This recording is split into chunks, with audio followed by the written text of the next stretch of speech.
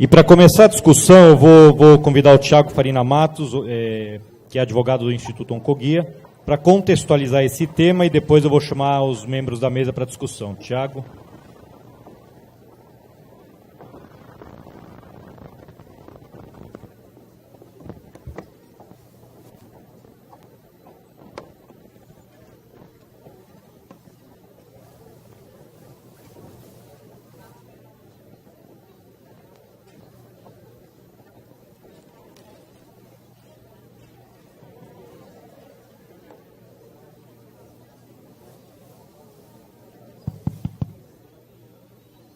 Oi de novo.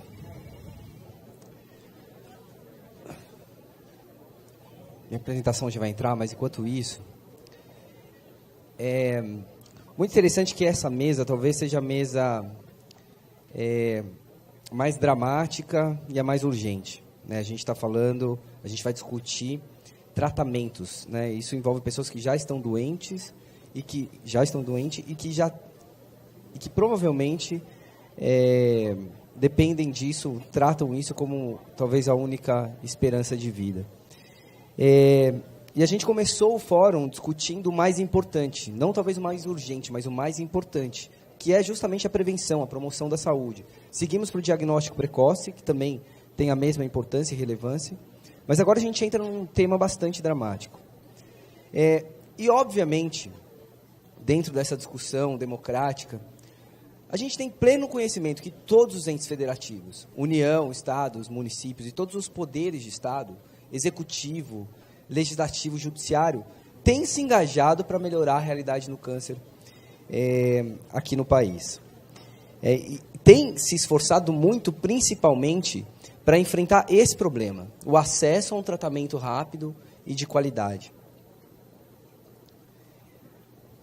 Em 2011, o Tribunal de Contas da União realizou uma auditoria operacional, identificou importantes falhas na Política Nacional de Atenção Oncológica. E foi uma importante contribuição para o debate, né? Foi talvez o primeiro momento que a gente passou a ter dados oficiais, estatísticos, sobre a realidade do câncer, sobre as carências que o Brasil passa nesse cenário oncológico, e a partir daí poder estudar e propor mudanças para o nosso sistema de saúde. E foi um relatório bastante minucioso e que identificou, basicamente, que a rede de atenção oncológica não está suficientemente estruturada para possibilitar o acesso tempestivo, o acesso rápido e equitativo ao diagnóstico e também aos tratamentos. Então, temos um sistema ainda carente, né? O nosso sistema é carente, nós não temos as unidades necessárias, habilitadas em oncologia, precisamos ter muito mais. Desempenho da central de regulação, apontada pelo Tribunal de Contas da União, na opinião dos médicos, 60% diz que é ruim ou péssimo. 60% praticamente dos diagnósticos são feitos num estágio avançado, né? São diagnósticos tardios. Isso significa que o paciente já tem um câncer avançado, que vai necessitar de um tratamento mais custoso e que vai ter uma maior dificuldade para ter aí um ganho de sobrevida, ou mesmo para uma dificuldade muito maior para poder se curar do câncer. Outro dado importante publicado pelo TCU, o SUS sequer atende 50% da necessidade estimada de cirurgia. Precisaria habilitar mais recursos, ter mais médicos, equipes habilitadas para isso. A gente vai ter a Sociedade Brasileira de Cirurgia Oncológica aqui, vai poder explicar um pouco mais sobre essa carência. Radioterapia é talvez o principal gargalo em matéria de tratamento. São 113 dias a média que um paciente leva para começar um tratamento de radioterapia. E isso, considerando que esse paciente teve a sorte de ser um paciente que conseguiu ter acesso, porque 90 mil pessoas por ano ficam sem acesso à radioterapia, tamanha a carência desse tipo de tratamento. Quimioterapia, o Tribunal de Contas também apontou, embora os dados numéricos não sejam tão gritantes quanto acontece em relação à radioterapia, mas identificou uma baixa incorporação de tecnologias que vinham sendo prescritas com frequência. Várias recomendações foram feitas pelo Tribunal de Contas da União depois de toda essa análise. Entre elas, uma ampliação da oferta de serviços, adequação dos valores da tabela SUS e identificação de discrepâncias que possam inibir a oferta de serviços, uma maior fiscalização de possíveis fraudes, isso a gente vê praticamente a cada 3 meses sai alguma matéria no jornal apontando fraude, né, hospital que recebe por uma quimioterapia de um paciente que já morreu, enfim, é uma área que envolve recursos vultosos. E isso estimula e atrai muito aquelas pessoas mal intencionadas. E é por isso que é preciso incrementar a área de fiscalização do governo. É preciso, como foi muito bem debatido aqui, numa das primeiras mesas da manhã, a questão da efetividade dos registros de câncer. É preciso investir em políticas de formação profissional, criação de diretrizes terapêuticas.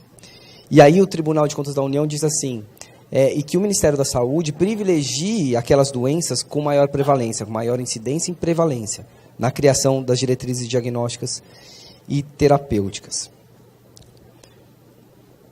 Bom, cerca de 2 anos depois, nós questionamos o Ministério da Saúde o que havia sido feito em função dessas recomendações do Tribunal de Contas da União. E detalhe, o Tribunal de Contas, quando encaminhou esse relatório para o Ministério da Saúde, solicitou que, num prazo que agora não me lembro bem qual, em 90 dias, salvo engano, o Ministério encaminhasse ao Tribunal informações sobre o que seria feito em relação a essas recomendações. E aí, solicitamos via Lei de Acesso à Informação e conseguimos agora, recentemente, no final do ano passado, uma nota técnica do Ministério da Saúde, em que eles informam ao TCU o que foi feito em relação àquelas falhas, e especialmente em relação às recomendações apresentadas pelo Tribunal. A gente sabe que houve avanços, e o Ministério da Saúde editou uma série de portarias, realizou uma série de ações em prol do câncer. O que a gente agora precisa é debater se isso é suficiente, se a gente precisa de mais, se o que foi feito de uma forma adequada, e acho que essa é a riqueza dessa mesa, né? Não só simplesmente dizer que o problema está aí, que o problema é imenso, mas assim, que bom que algo tem sido feito. 277 informações prestadas aí pelo Ministério da Saúde, 277 são os hospitais hoje habilitados em oncologia. O Ministério até afirma aí que seria necessário, ele reconhece que seria necessário 385, agora um pouco mais, porque saiu uma estimativa de câncer do INCA atualizada, são 395, aproximadamente 1.000 novos casos de câncer por ano, tirando o câncer de pele. Então a gente teria que ter aí 1.000 unidades, aliás, uma unidade para cada 1.000 pacientes. Então a gente está falando em torno de 395 unidades em oncologia. A gente tem um déficit aí de mais de 120 unidades. E é preciso, então, trabalhar para que isso realmente saia do papel. Talvez a gente tenha que se engajar mais nas discussões orçamentárias, discutir mais no plano plurianual, na lei de diretrizes orçamentárias, recursos justamente para que se possa investir nesse tipo de infraestrutura. O Ministério da Saúde também reconheceu o problema, e isso é bastante importante, e diz aí que precisa ter uma revisão nas ações, no processo de habilitação, no modelo de financiamento atrelado a procedimentos. E aí, em matéria de financiamento, é muito interessante que o Ministério realmente ele destaca ali que é preciso pensar num sistema de financiamento que induza a organização da rede e não a estruturação do serviço pelo valor atraente dos procedimentos. Porque tem procedimentos que são bem pagos, e aí muitos prestadores têm interesse, mas outros que não são bem pagos, e aí você não tem ninguém querendo ofertar. Então, assim, são recomendações importantes, um reconhecimento importante do Ministério da Saúde também em relação a isso. Alguns pontos que a gente aqui gostaria também de destacar. Tem se falado muito de câncer de mama e de câncer de colo de útero.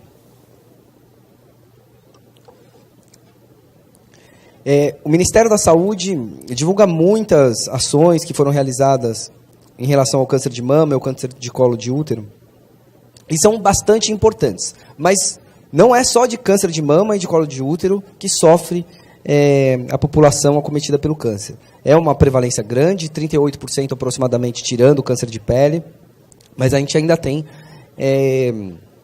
aí quase 70%, 62% de outros tipos de câncer que não estão recebendo uma atenção tão privilegiada quanto mama e colo de útero. E mesmo em relação ao câncer de mama, a gente tem pontos importantes que não foram abordados. Um deles, por exemplo, é a questão da criação da diretriz diagnóstica e terapêutica, uma das recomendações do Tribunal de Contas. Desde 2012, a gente tem cobrado o Ministério da Saúde quando é que eles iriam lançar a consulta pública da diretriz diagnóstica e terapêutica do câncer de mama para que a gente pudesse analisá-la e apresentar sugestões. Desde 2012 que o Ministério da Saúde nos responde via Lei de Acesso à Informação e diz que está em construção. Questionamos de novo agora, no final de 2013, a informação novamente foi, está em construção. E essa é uma questão que a gente precisa discutir. Vejam também que no sistema de informação do câncer, no SISCAM, a gente analisou, e talvez a Patrícia possa esclarecer, e aí é mais uma dúvida, que esse sistema basicamente só fala em registro de câncer de mama e de colo de útero. E a gente estava pensando que seria um sistema que realmente faria aí uma análise, uma contribuição epidemiológica, né, uma contribuição de dados estatísticos. Você conseguiria, principalmente, fazer um monitoramento do cumprimento da lei dos 60 dias para ver se o paciente está conseguindo ter acesso no prazo que a lei estabelece. E a gente encontrou praticamente uma abordagem que foca especificamente na questão do câncer de mama e de colo de útero. Como eu falei, obrigado. Como eu falei, o Ministério tem nos respondido desde 2012 que a consulta pública, que a diretriz está em processo de criação. Até agora, infelizmente, nada. Também em relação ao câncer de mama, a gente teve a questão do trastuzumab, né, um medicamento bastante que houve uma incorporação para 2 tipos de câncer de mama, mas não foi incorporado para câncer de mama metastático. E aí o que a gente precisa debater é que a posição da Conitec tem sido essa: não recomendar a incorporação de determinado medicamento, e a justificativa é que nos assusta. Porque se trata de uma medida paliativa com um resultado modesto. Aí aquela discussão, resultado modesto. O que é um resultado modesto? 1 mês, 2 meses, não sei, 1 ano. O que é um resultado modesto? Quem foi que definiu o que é um resultado modesto? Aquela discussão que o Gonçalo provocou aqui, a sociedade precisa discutir. A Conitec, quando foi criada, ela foi criada no momento político oportuno. O governo vinha sofrendo uma série de ações judiciais, aquilo vinha comprometendo o orçamento, né? Havia um projeto de lei que colocava dentro da Conitec pelo menos 5 representantes da sociedade civil, né? Mexeram nisso, tiraram, só deixaram um representante do Conselho Nacional de Saúde, que não necessariamente é da sociedade civil.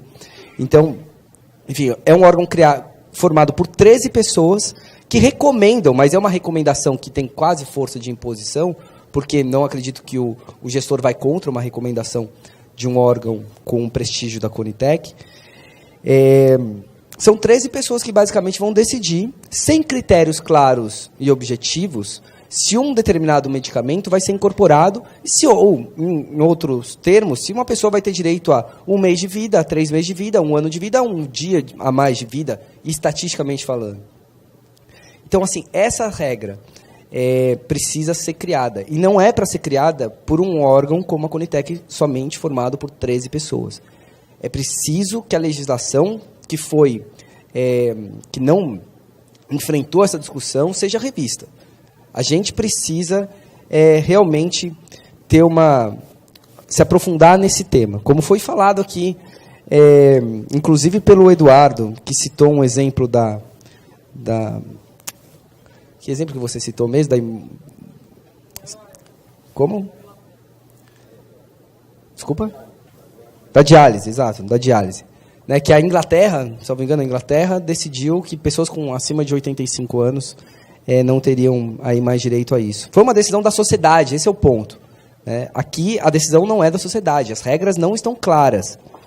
E aí, assim, vejam essa ilustração. Somente para reflexão.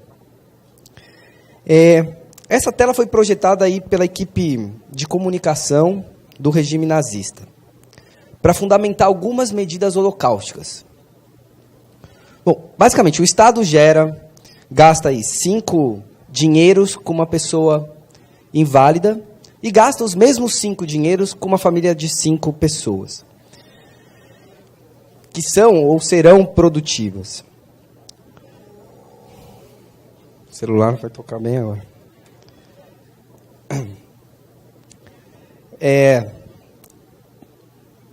Para racionalizar os recursos, o Estado decide, então, se eu tenho 5 dinheiros, em quem que eu vou investir?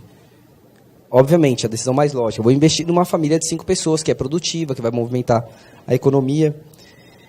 Bom, reservadas as devidas proporções, a falta de um critério claro e objetivo, que hoje permeia a incorporação de novas tecnologias, e isso graças a uma lacuna na legislação que não criou critérios claros, como, por exemplo, acima de 85 anos a gente não vai fazer nada, o que parece ser cruel, mas foi uma decisão da sociedade, aí que está, esse é o ponto.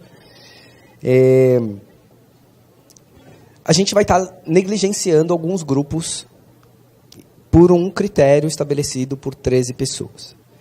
É isso que a gente quer? É isso que a gente quer?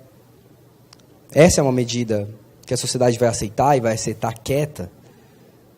Essa discussão precisa existir, precisa existir. Senão, mesmo que tenha realmente a necessidade de limitar incorporações, justamente pela própria sustentabilidade do sistema, a sociedade não vai se sentir confortável, porque as regras não estão claras. Né? Nós entendemos, nós sabemos, também não somos radicais, somos responsáveis a ponto de entender que alguma restrição é necessária, mas qual é o critério?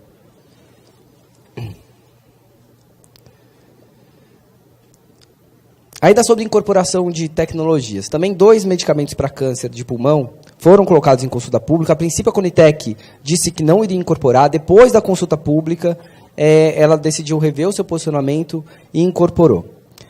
E incorporou e fez uma consideração quando incorporou. Diz assim, vou incorporar, até mesmo porque considerando que não vai precisar alterar o valor da PAC, o valor que os prestadores de serviços recebem para poder prescrever e fornecer aquele procedimento. Aí nós questionamos, via Lei de Acesso à Informação, no seguinte aspecto. Perguntamos ao Ministério da Saúde. Bom, vocês incorporaram, disseram que não vai ter, não vai ter uma revisão do valor da PAC. Bom, o Ministério respondeu o seguinte, sim, nós incorporamos e não vamos revisar. E falaram ainda que os medicamentos custam em torno, um deles custa R$ 2.900, o outro R$ 2.300 mensais. Enquanto que o valor da PAC, vejam, é R$ 1.100. Em resumo, eles simplesmente vão incorporar uma droga e dizer para o hospital assim, bom, você vai ter que fornecer. Ou pelo menos, para inglês ver, o SUS tem incorporado dentro dele essas 2 drogas. E o prestador recebe, e aí eu estou falando de prestador, pensem em hospitais filantrópicos, Santas Casas, que são hospitais privados, mas têm convênios com o SUS, eles vão receber R$ 1.100 para prescrever e fornecer um tratamento de R$ 2.900.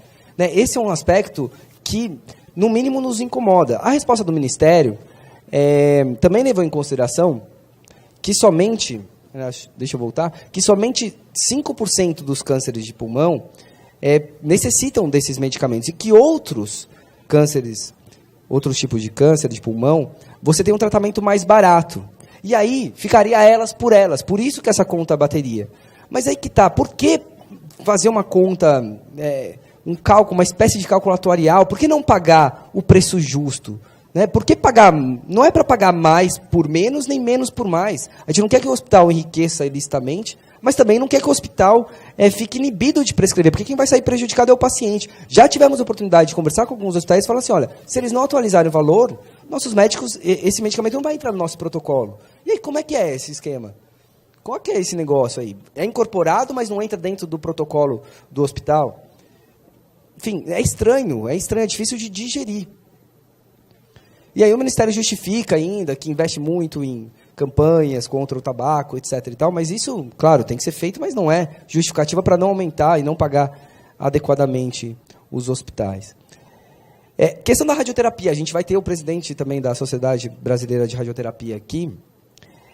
Recentemente o governo anunciou, a Patrícia também chamou a atenção, de que o governo adquiriu 80 equipamentos de radioterapia, como a gente viu aqui um dos principais gargalos do SUS. E aí, também por aquela resposta que o Ministério da Saúde deu para o Tribunal de Contas, disse que esses 80 estariam em funcionamento aí até 2015.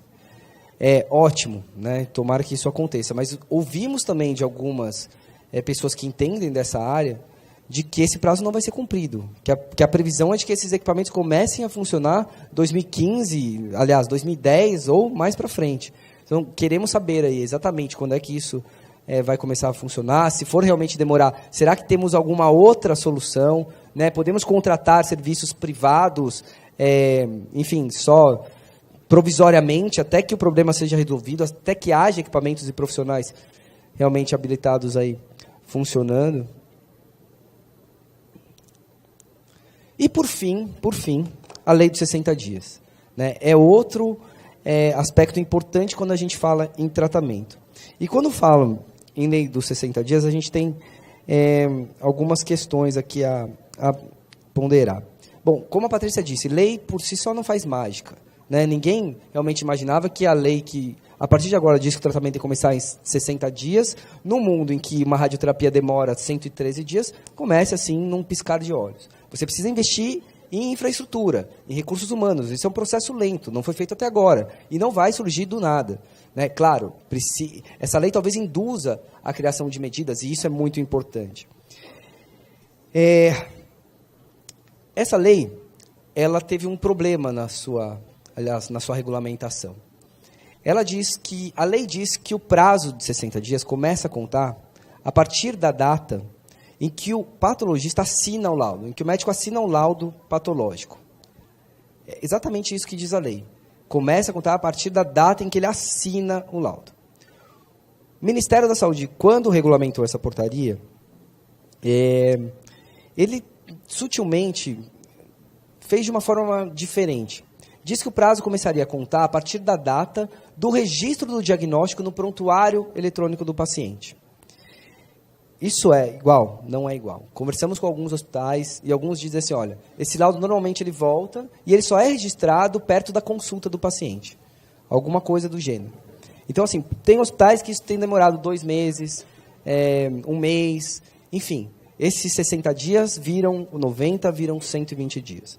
Tão gritante nos pareceu essa questão, essa ilegalidade da portaria, e aí, de novo, não é um ataque pessoal a ninguém, mas é uma discussão de ideias e teses jurídicas, enfim, de cumprimento de legislação. O caso foi para o judiciário, está aqui, inclusive, o defensor público da União, Ricardo Salviano, que foi o autor de uma ação civil pública, que questionou justamente a legalidade desse artigo da portaria, e ele conseguiu uma liminar, né? Imediatamente conseguiu uma liminar dizendo que realmente não teria mais que o Ministério da Saúde deveria observar a lei, ou seja, a data da assinatura do laudo e não a data do registro do laudo no prontuário do paciente.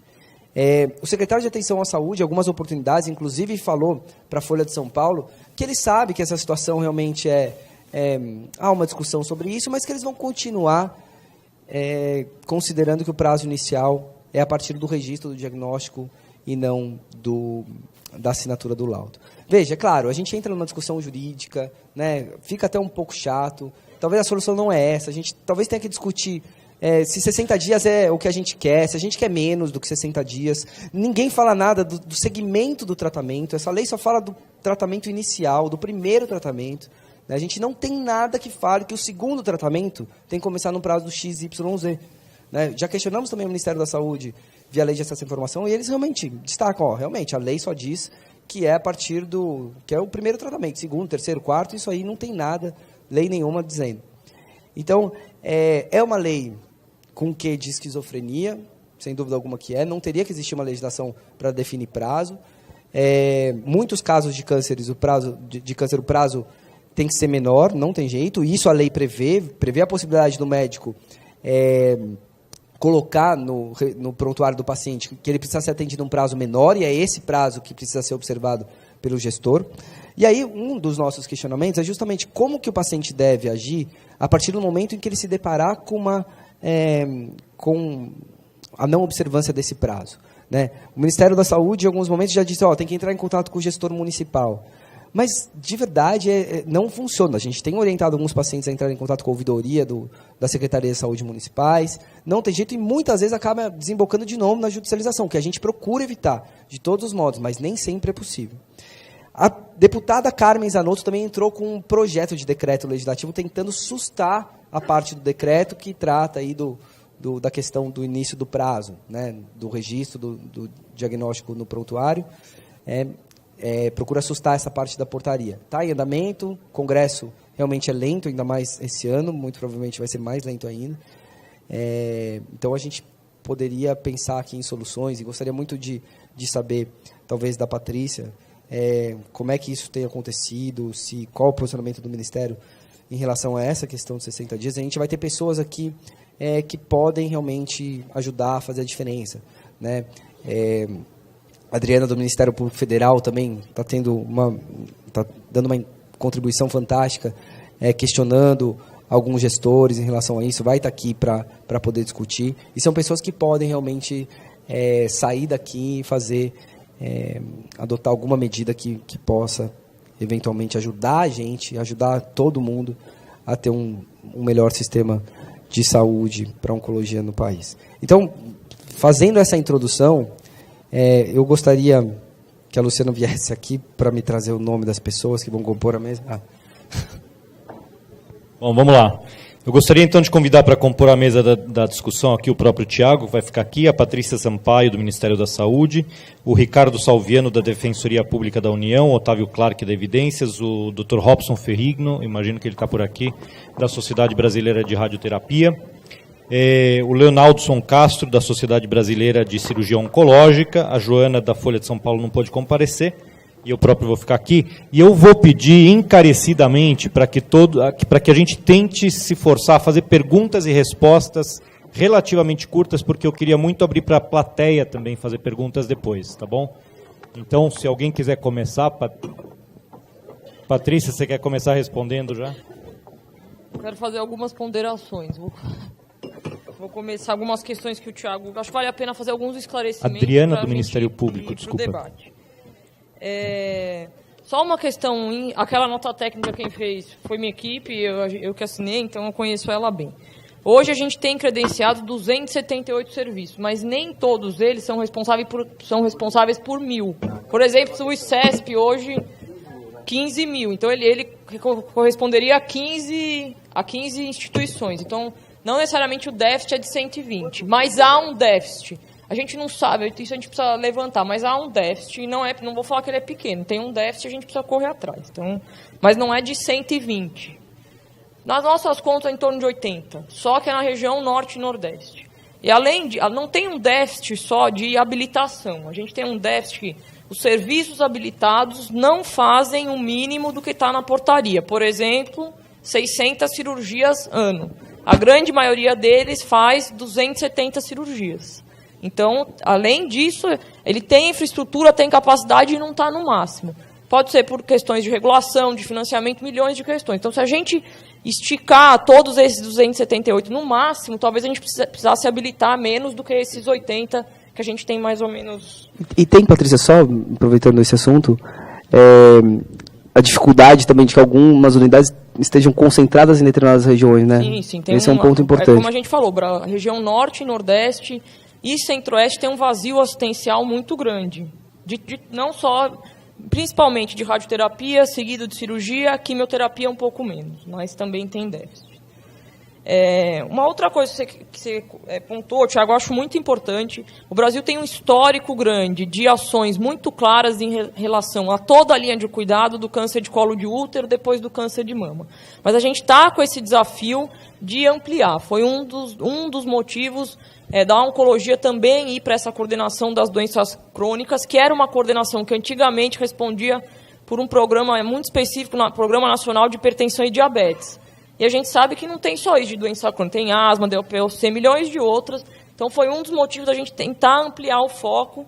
Mas, provavelmente, a próxima linha de cuidado bem clara que a gente vai ter na área de oncologia é em relação ao câncer de colo e reto, onde a gente tem as melhores evidências para rastreamento, melhor que mamografia, inclusive. Hoje a gente pode ficar isso bem claro.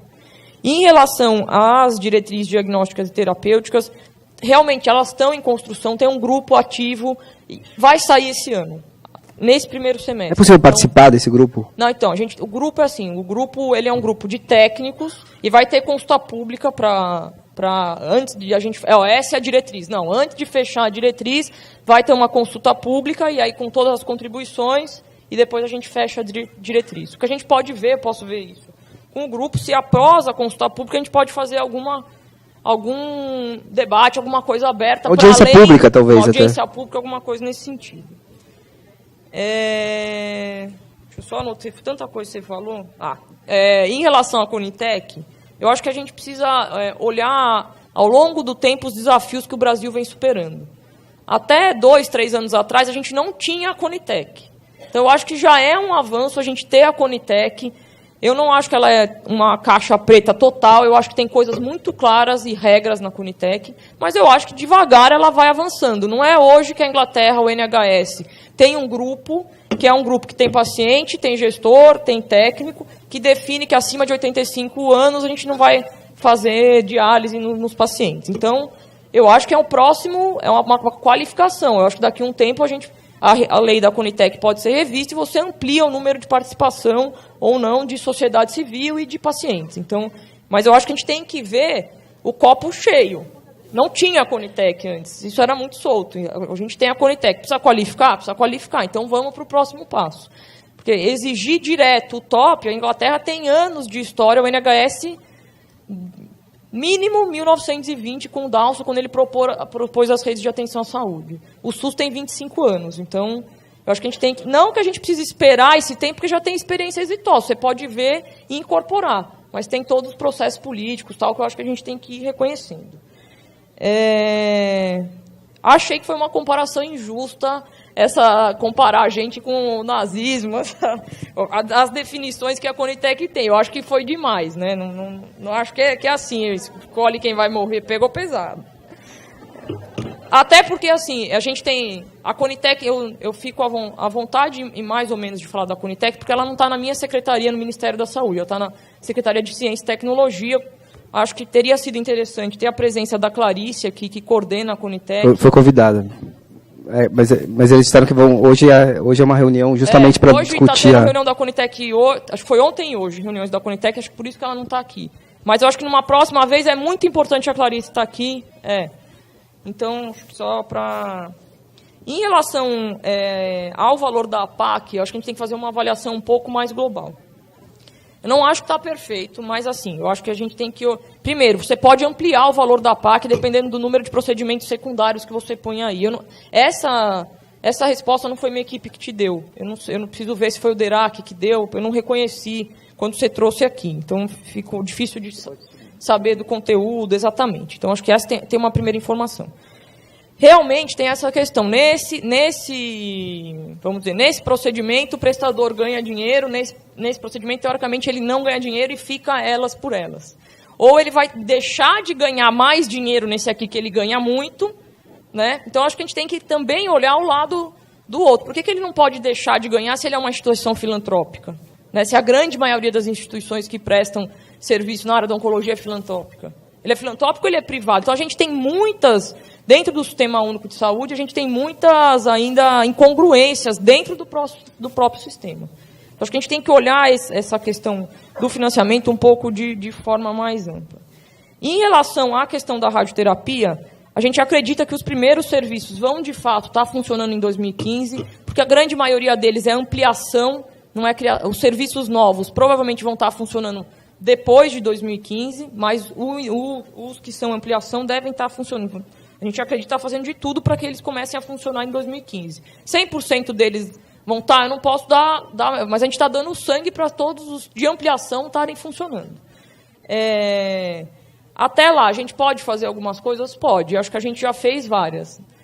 Por exemplo, a gente reviu toda a portaria 741, ela ficou em consulta pública, vai sair, está presa na Conjur por algumas questões de ordem jurídica que a gente está equacionando para sair logo, porque ela foi pactuada na CIT. Se você puder falar um pouco assim, o que vai mudar em relação ao passado? Em relação à radioterapia, eu acho que a gente tem duas mudanças importantes. Uma, que o critério de habilitação, ele deixa de ser 1.000 casos novos, porque a gente sabe que a gente tem uma dificuldade em relação aos registros e de comprovar 1.000 casos novos, e ele passa a ser populacional, então a cada 500 mil habitantes. Então, eu comprovar que eu tenho 500 mil habitantes é muito mais fácil do que eu comprovar de 1.000 casos novos. Então, acho que esse é um primeiro... Com certeza, a gente vai ter mais habilitações. Então, acho que esse é um grande ganho. O segundo ganho é que a gente criou uma modalidade que são os complexos, que o CACOM e o NACOM vão poder... Porque a gente estava extinguindo os serviços isolados, porque o cuidado na oncologia precisa ser integral. Muito ruim a gente ter serviços isolados.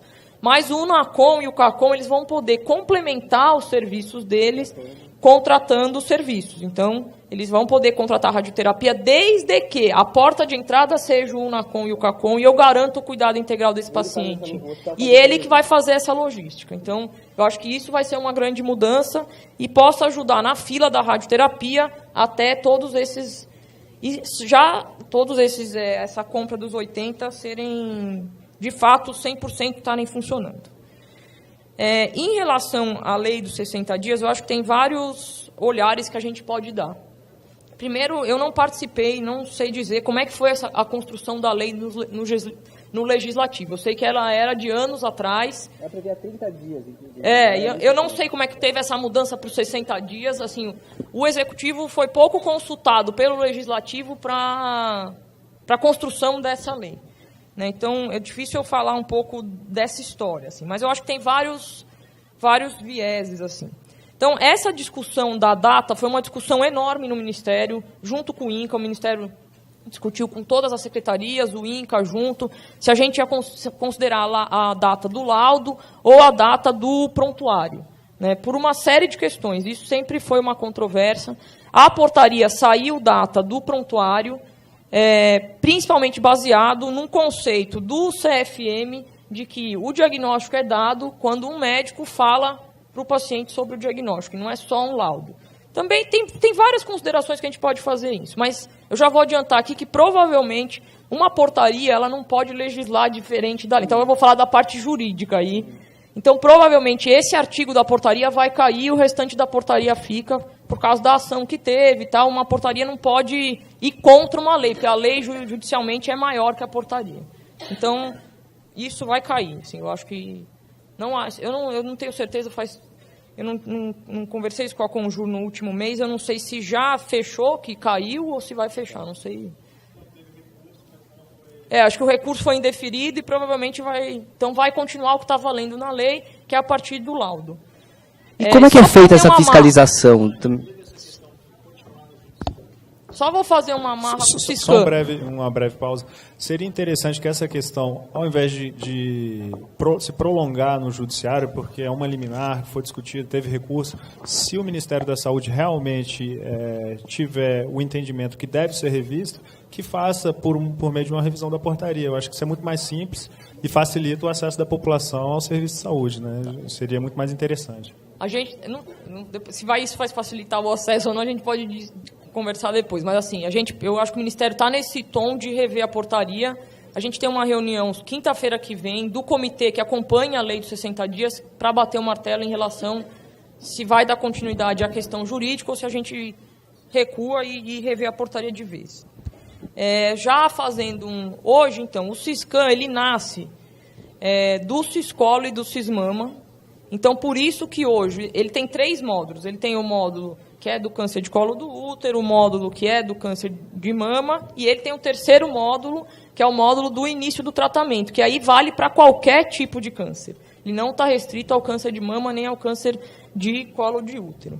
Então, a ideia é que, aos poucos, as outras informações que sejam necessárias para os outros cânceres, para a gente poder ter informações epidemiológicas, a gente consiga agregar nesse sistema. Mas toda a construção do câncer de colo já tinha, a gente não podia pensar, a gente agregou, então, o módulo para a gente acompanhar o tempo de tratamento. Mas a ideia é complementar isso com outros módulos no decorrer do tempo, é isso? Isso. Deixa eu só essa questão da revisão do modelo de financiamento é uma questão que para a gente é essencial, mas a gente precisa debater muito. Vou até dar um exemplo, a gente fez uma reunião há uns 15 dias atrás com a Sociedade de Radioterapia, já para começar uma discussão da lógica de pagamento dos procedimentos da radioterapia, e acho que a gente consegue avançar para mudar um pouco da lógica. Isso não é uma questão que está colocada só para a oncologia, a lógica de procedimentos. É um desafio para todo o sistema público de saúde. Na atenção primária, a gente já passou isso, a gente consegue pagar per capita, a gente paga por modelo de atenção, a gente paga por qualidade. A gente tem 3 formas de pagamento da atenção primária. Na média ambulatorial e na hospitalar, a gente ainda está pagando por procedimento, mas tem a contratualização de alguns hospitais, eu acho que a gente está avançando. Então, a ideia é que a gente consiga avançar nessa agenda do financiamento. Não dá para fazer tudo de uma vez, o problema é complexo, são muitas coisas. Acho que nesses últimos anos a gente tem apresentado algumas soluções e acho que a gente tem caminhado.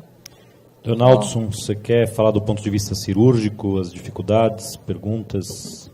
Posso falar assim? Bem, é dever meu, primeiro, aplaudir efusivamente iniciativa como essa, da sociedade não pública, não acadêmica, em prol do interesse da pessoa com câncer. De fato, a Sociedade Brasileira de Cirurgia Oncológica, de onde eu sou o presidente até 2015, não tinha notícias de tamanho feito como esse. Eu quero, de fato, agradecer na pessoa da sua presidente, a psicóloga Luciana. Muitíssimo obrigado e honrado por aqui estar. Sem dúvida nenhuma, um fórum, pelo que eu já pude ouvir, de altíssimo nível científico e social. E quero dizer que a Sociedade Brasileira de Cirurgia Oncológica gostaria muito de cooperar com a Oncoguia naquilo que vocês acharem que deva, e também nós. A questão de câncer é uma questão que precisamos ver realisticamente alguns axiomas. Até 1970, câncer era quase que um atributo dos países ricos em desenvolvimento. Os países de médio e pouco orçamento, de pouco PIB, representava menos que 30% da prevalência e incidência mundial por ano. Donaldson, fala mais próximo do microfone.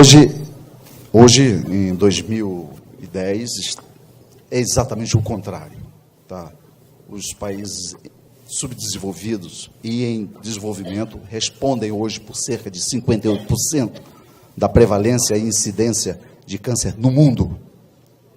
E, no entanto, representa 75% da taxa de mortalidade por câncer. E temos quase que no bojo 62% de diagnóstico de câncer em estadios logo regionalmente ou sistemicamente avançados. Então, o que houve? Certamente houve um desenvolvimento de políticas públicas e privadas no que tange ao tratamento, à prevenção do câncer nos países ricos, e nós ficamos para trás. Isso nos leva inexoravelmente à certeza de que o financiamento com saúde é muito caro. E em oncologia, notadamente, muito mais caro. E devo confessar a vocês que não tenho a menor dúvida de que nossos representantes no Ministério da Saúde, a doutora Patrícia, tem a melhor das intenções em equacionar e prover dentro de uma realidade, né? Não se pode incorporar todas as drogas, os antineoplásicos, células-alvo, e dizer populisticamente de que o SUS vai bancar. Isso é irreal. Isso não é podido num país como o nosso, em comparação com países ricos como a Inglaterra, que tem um dos bons sistemas públicos de saúde. E eu tenho realmente a experiência de ter estado, enquanto da Sociedade Brasileira de Cirurgia Oncológica, com o ministro Padilha, em setembro, em que a doutora Patrícia esteve presente. Nós fizemos uma reunião de trabalho e depois uma reunião de conversa final, exatamente sobre a portaria do Ministério do SAIS, Ministério da Saúde, 741, que regula a política pública de câncer neste país, exatamente sobre UNACONs e CACONs. A primeira portaria é de 2005 e, ano passado, houve uma minuta de revisão desta portaria. E, nesta minuta, percebemos que retrocedemos em alguns pontos extremamente sérios. Repudiamos isso com o documento e fomos, e por isso eu digo, há dos nossos representantes, dos nossos técnicos, uma vontade muito grande de equacionar, para ver aonde nós vamos. Qual a questão que a Sociedade Brasileira de Cirurgia Oncológica viu como sendo incongruente e, no mínimo, retrocedente?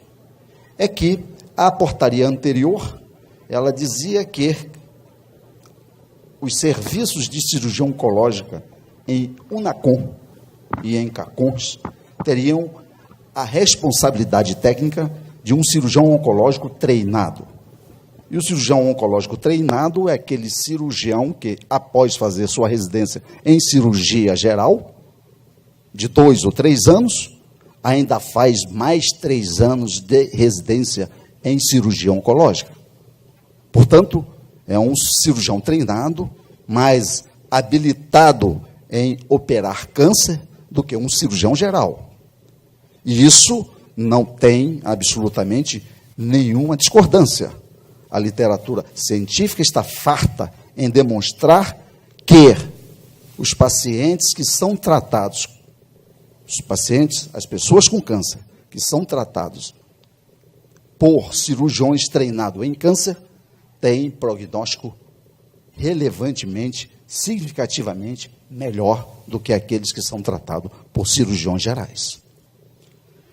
E quando nós fomos, discutimos essa questão e, de fato, quero agradecer a aceitação e, parece, ainda não houve a publicação desta nova, da modificação da portaria, da revisão da portaria, mas a doutora Patrícia já nos informou que o Ministério da Saúde retrocedeu e vai manter o cirurgião oncológico como responsável técnico nas UNACONs também. E mais do que isso, além de ser o responsável técnico, a sociedade recomendou ao Ministério que este cirurgião técnico também fosse assistencialista, fosse para o centro cirúrgico e operasse. Isto não é corporativismo, absolutamente. Isso é, de fato, a tentativa de dar colaboração ao Ministério e respeito à pessoa com câncer, de que ela tem acesso, sim, ao tratamento, mas que também tenha o melhor acesso, o acesso ao melhor tratamento. Bem, ficou-se naquela ocasião, mas quantos vocês são? Quantos cirurgiões oncológicos existem no Brasil? De fato, nós não sabemos. A Sociedade Brasileira de Cirurgia Oncológica não sabia responder isto. O Ministério da Saúde também não o sabia. Fomos ao CFM e lá também eles não sabiam, porque nem todo cirurgião oncológico treinado, que chegou ao final do seu 5º ou 6º ano de residência, colocou o seu diploma no Conselho Federal, no Conselho Regional. Portanto, eu mesmo estava no Conselho Federal de Medicina como cirurgião geral e como cirurgião coloproctológico, que eu tenho 3 residências médicas. Então, o que fizemos? Pegamos a listagem do Conselho Federal de Medicina. Eu sou cirurgião sênior do Departamento de Cirurgia Abdominopélvica do INCA também. Pegamos todos os formandos em cirurgia oncológica do INCA, que tem certamente o maior programa em formação em cirurgia oncológica do país, e pegamos o AC Camargo. E as duplicatas nós subtraímos e totalizamos 1.200 e alguns cirurgiões oncológicos. Por esta lógica e por esta razão matemática, se uma unidade de complexidade alta em oncologia é necessária para atender a cada 1.000 pacientes com câncer, pessoas com câncer, naturalmente nós somos 1.200 e pouco, na menor das hipóteses, então é absolutamente plausível e acredito eu que do ponto de vista do melhor prognóstico para esta pessoa com câncer, já que somos 1.200 e alguma coisa, no mínimo, eu estou fazendo na sociedade um censo nacional para sabermos quem somos, aonde estamos, e devo dizer que logo, logo, doutora Patrícia, a senhora vai ter esse resultado, muito certamente até agosto. Então, é possível ter o acesso ao tratamento do câncer? É sim.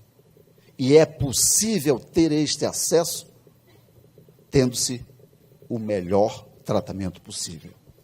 Para isso, eu quero terminar dizendo que não vejo o Sistema Único de Saúde como um sistema que, nestas questões, especificamente no meu campo de atuação em oncologia, seja a resposta. Não vejo. Eu acho que a regionalização é a resposta, sim, à questão da oncologia neste país. Nós somos vários Brasis, nós temos realidades socioculturais e econômicas completamente diferentes, e eu acho que a regionalização poderá ajudar verdadeiramente. Agora, esta regionalização ela tem que ser sincronizada, tem que estar em consonância, tem que estar articulada por um ator público, e esse ator público deva ser o Ministério da Saúde. E que o Ministério da Saúde não se furte de nos chamar a academia, as sociedades que lidam com câncer, basicamente a Sociedade Brasileira de Radioterapia, a Sociedade Brasileira de Oncologia Clínica e a Sociedade Brasileira de Cirurgia Oncológica, para que a gente, completamente destituído de qualquer orgulho ou de qualquer interesse outro, que não seja tentar melhorar, desenvolver, e a gente sabe que é árduo e é tempo dependente e tem um limitador dos recursos, mas um plano de atenção oncológica verdadeiramente vocacionada a respeitar a pessoa com câncer. Eu vi o Eduardo, e está de parabéns, eu conheço o seu trabalho, à frente lá do Rio de Janeiro. Eu acho que esse é um exemplo icônico de que é possível, tá? Entendo de que nós, médicos, principalmente os oncologistas nas suas áreas, não sabemos sobre a administração e muito menos de equacionar e tipificar um plano, uma ação em rede, mas eu vi que você disse algumas questões, de que o piloto, nesta forma, desta rede que está recomendada, não implantada ainda, conseguiu diminuir a espera, o acesso do paciente ao tratamento em 7 dias. É isso?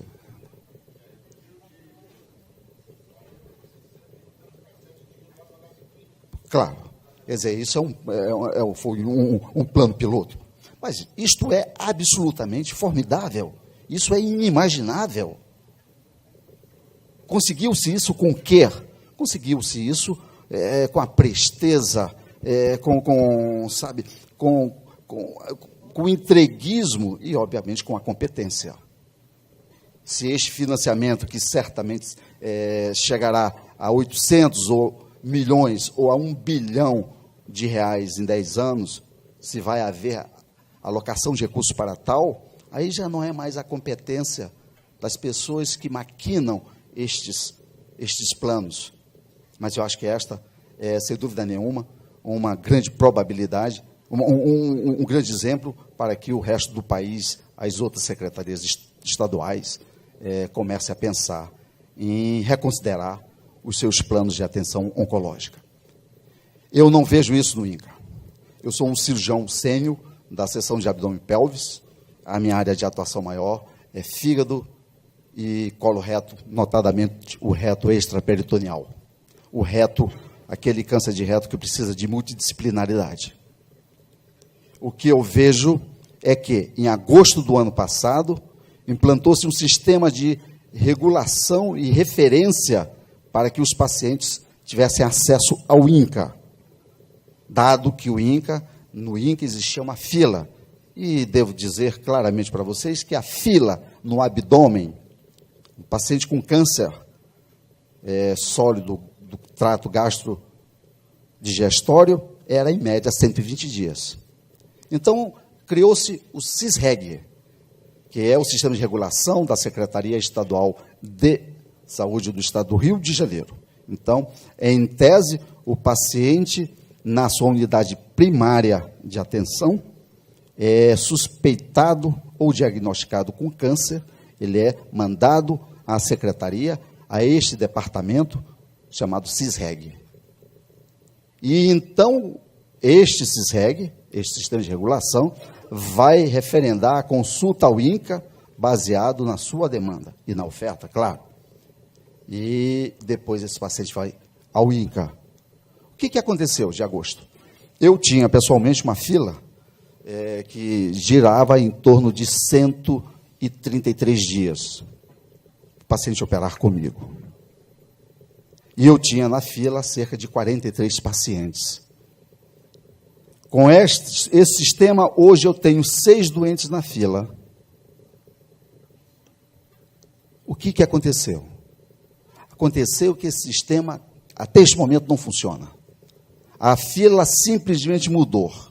A fila, então, há uma fila para que ele chegue no CISREG, há uma fila de que o CISREG mande esse paciente para o INCA, e quando o faz, não é incomum, o faz de forma tecnicamente errada. Eu estou no departamento de cirurgia abdômen-pélvica e estou avaliando pacientes com adenofibroma de mama, ou vaso celular de orelha, ou de pirâmide nasal. Isso é tipo 2 acertos e 1 erro. Então é preciso repensar. É preciso repensar isso. Esse sistema de regulação não está funcionando. A fila minha realmente acabou. Eu tenho 5 doentes, ou 6, mas essa fila foi para outro lugar. Ou talvez nem tenha havido mais fila, porque os pacientes devam estar morrendo. Meus colegas, os meus pares de departamento, eles têm outros empregos, estão na rede federal, que é uma rede complexa, de alta complexidade também. E eu lhes pergunto, esses pacientes passaram aí ao seu hospital? Também não. Então, de fato, é preciso rever, é preciso ter a dinâmica e a temporalidade de poder resolver as questões no seu tempo certo, porque, como aquele dístico de que quem tem fome tem pressa, se aplica ipsilíteres a quem tem câncer tem muita pressa. E, doutora Patrícia, de fato, vai ser minha última fala. Se a capacidade instalada dos serviços de cirurgia oncológica em hospital geral é de 600 cirurgias ano, e nós sabemos disso, e, no entanto, eles só executam cerca de 1/3 disso, por quê? Bem, a resposta para isso é a questão mercadológica. Cirurgia de câncer no hospital, no âmbito do SUS, não dá lucro tanto quanto dá a quimioterapia e a radioterapia. Portanto, o NACONs e CACONs, eles implementam serviços de quimorradiação e, naturalmente, de cirurgia oncológica, o SUS que eu lhe ofereça. Então, é preciso também, doutora Patrícia, que o Ministério pense em atitudes bem articuladas para que não se dê a pessoas que eu não saberia nem dizer, de adjetivá-las, a possibilidade de lucrar com o sofrimento de se ter câncer. Obrigado. Obrigado. Robson, você quer falar um pouco das dificuldades aí da rádio? Boa tarde a todos, prometo ser bastante objetivo, mas eu queria primeiro agradecer a honra que foi concedida de estar aqui, em especial a figura da Luciana Holtz, que lidera a Oncoguia junto com o Rafael e o Tiago. A Oncoguia está inserida no cenário de atenção oncológica hoje de uma forma muito importante e presta um belíssimo serviço, porque põe a voz aos pacientes necessitados com câncer na mídia, junto aos órgãos governamentais.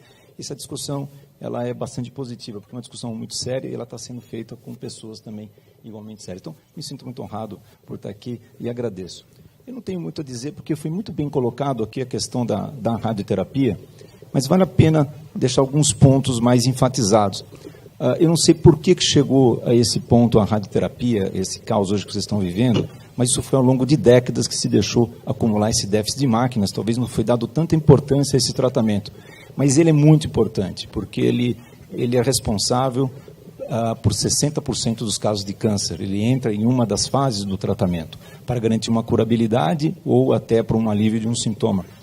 E muitas vezes está associado a outras formas de tratamento, que se não tiver composto, ele não termina a sua função, né? Então, ele é muito importante, sem radioterapia, você não dar uma assistência adequada a 60% desses pacientes. Então, nós temos hoje um déficit estrutural muito grande, a radioterapia é bastante complexa, porque depende de equipamento. Então, não basta só chegar e falar, olha, tem que tratar esse paciente. E, aproveitando esse gancho, eu queria aproveitar e retificar uma informação que foi dita aqui, que ela é errônea, uma frase. Foi dita aqui, sobre o paciente, olha, o governo fez a lei de 60 dias, agora vão lá e vão comprar as 80 máquinas. Uma coisa não tem absolutamente nada a ver com isso. Foi com tempos totalmente diferentes. Esse projeto de expansão de 80 máquinas, ele foi gerado por uma conscientização do governo atual, governo federal, talvez corroborado pelas informações dadas por Tribunal de Contas da União, que foi um relatório muito, mas muito bem feito por procuradores e subprocuradores, publicado em 2010, até que saiu.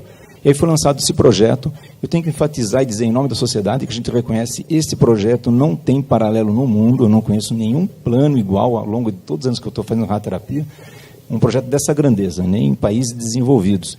Tanto que o mundo inteiro, na área de radioterapia, comenta sobre esse projeto. Como ele é muito grandioso, ele é igualmente complexo. Ele é difícil de ser instalado, difícil de ser implementado. E essa lei de 60 dias, ela vai demorar muito para ser cumprida, porque nós não temos estrutura. E o Ministério Público precisa entender que não é só chegar e botar a radioterapia.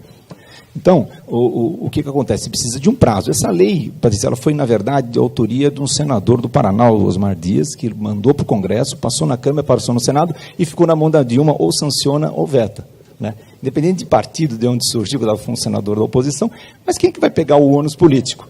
Eu não vetaria também, tem que sancionar. Sancionou, apresentou o problema para o Ministério da Saúde. Quando a gente fala, essa lei é da Dilma, não é da Dilma. Esse problema foi apresentado para o Ministério da Saúde, era 30 dias, negociou os pacientes, porque sabia que não tinha estrutura, temos que criar estrutura. Mas muita gente disse, bom, se a lei está aí, vamos fazer do limão uma limonada. Então, vamos atrás de consertar a estrutura. Então, a radioterapia vai levar um tempo para ser estruturada. 2015, os 42 que são em expansão, são 42 de expansão e 38 novos serviços. Esses 42, como a Patrícia também colocou, tem toda a possibilidade de ser mais rápido, o grande problema vai ser a estrutura. Mas o que eu sempre digo, que é o grande problema hoje da atenção oncológica, e muita gente ataca, não é o Ministério da Saúde. O problema que eu aponto, especificamente na radioterapia, que eu vejo por região, é o gestor local. Existem bons gestores locais, mas esses bons gestores com viés econômico e que impedem o desenvolvimento de determinada área. Então, hoje no Brasil nós temos áreas de radioterapia muito bem assistidas, sobrando serviço. Entendeu? Como Juiz de Fora, por exemplo. Assim como sobra, né? Assim como nós temos Manaus, que é uma capital do maior estado do Brasil, lá no norte, que tem um CACOM, que tem um cobalto.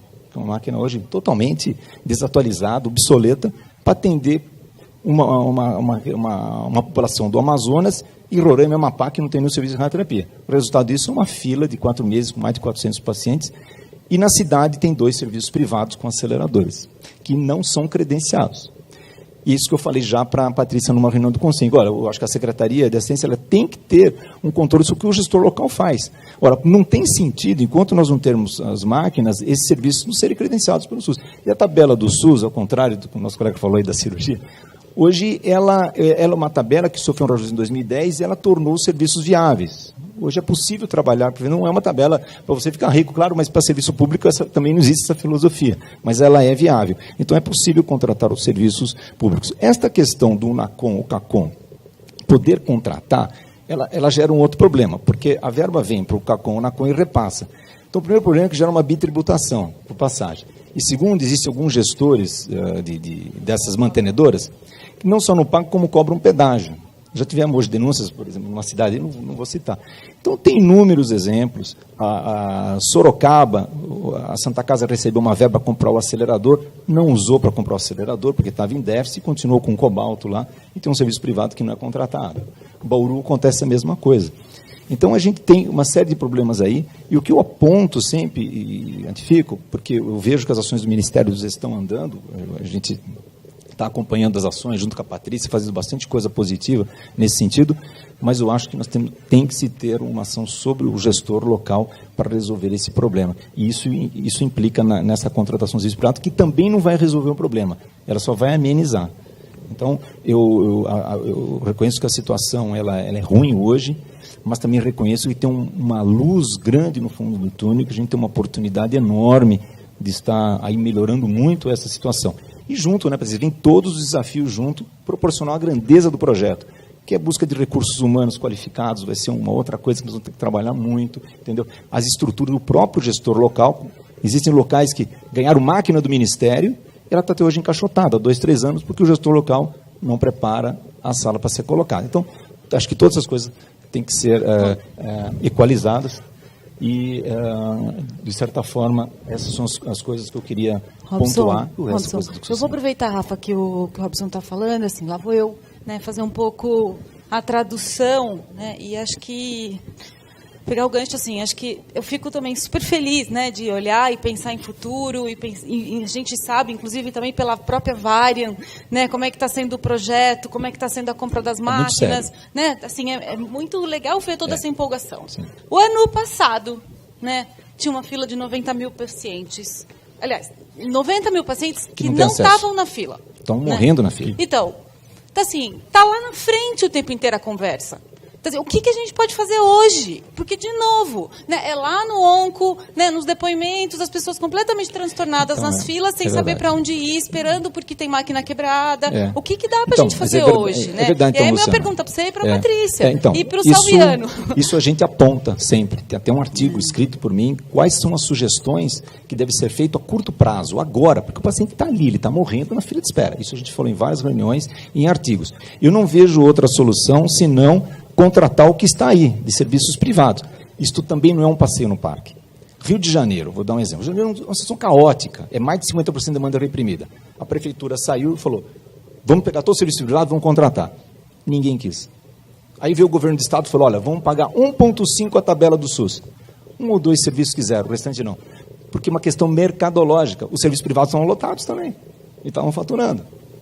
Então, repare que o problema não é assim, não é uma aritmética muito simples disso. É bastante complexo, porque esse país ele tem uma dimensão continental. Aqui caberiam 5, 6 países com diferentes problemas, entendeu? Então, as soluções vão vir a longo prazo, não adianta. Lei de 60 dias, é impossível cumprir com a radioterapia quando ela for o primeiro tratamento, é impossível, em vários locais, esquece. E o pior é que gera um imbróglio jurídico, porque já tivemos vários pedidos de prisão de gestor lá no Rio de Janeiro. Se também fosse resolver o problema, o que adianta você decretar? O próprio Santini teve um decreto de prisão que ele teve que lá se desdobrar com o advogado, porque chegou em Nova Iguaçu com 250 pacientes para botar dentro do INCAM, porque não tinha onde eles trataram. Como que você vai botar com as máquinas lotadas, entendeu? Então, esse problema ele é complexo e a solução está aí, é tentar fazer o que a Patrícia vai responder, que ela já falou, que a possibilidade do NACOM contratar um serviço privado até que todas essas máquinas venham. E são até mais que 80, né, Patrícia? Tem outros projetos paralelos, né, que estão sendo instalados. Então. Tá, então, só para pontuar algumas coisas, eu acho que tem várias coisas que a gente está fazendo que é de aqui e agora. Agora, a radioterapia é uma coisa complexa. Eu não faço assim, surge um bunker com uma parede desse tamanho, instalo e começa a funcionar amanhã.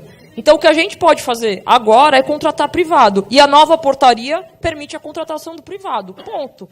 Como o gestor vai fazer essa contratação, isso não tem como a gente contratar diretamente, não cabe contratar para o tamanho desse país, mas não cabe. Primeiro, a gente fez uma opção na Constituição de ser a gente é federal, a gente é um ente federativo, é um dos entes federativos. Tem 27 estados, 5.567 municípios nesse país, sendo que mais 60% deles têm menos de 20 mil habitantes. Então, assim, a gente tem que lembrar as opções que a gente fez ao longo do tempo, enquanto país, de ser uma república federativa, que os entes eles têm autonomia. Se eu falar que a política é fazer rastreamento de colo retal e uma cidade lá do interior de Minas não quiser fazer, ela pode não fazer, porque ela é um ente federativo autônomo. Simplesmente isso. Ponto. Não é obrigado a seguir. O nosso único cenourinha com o gestor é financeiro. Se eu não dou dinheiro, não necessariamente ele vai fazer a política que eu estou falando do jeito que ele tem que fazer. Então, eu acho que o que a gente pode fazer hoje é isso, de contratar privado. Não tem, em relação à radioterapia. Em relação, por exemplo, à cirurgia, o ano passado teve uma revisão e um aumento do valor da cirurgia para a gente tentar equacionar. A nossa expectativa é que a gente ia ter um aumento de até 10% do número de cirurgias. A gente teve um aumento de 4%. Aí falta a colaboração do resto da sociedade, porque em saúde não dá para a gente ficar baseado em lucro. Por que todo mundo se juntou lá no Rio de Janeiro e não quis ser contratado? Porque na hora que precisou, todo mundo se juntou. Não, a gente quer mais da tabela.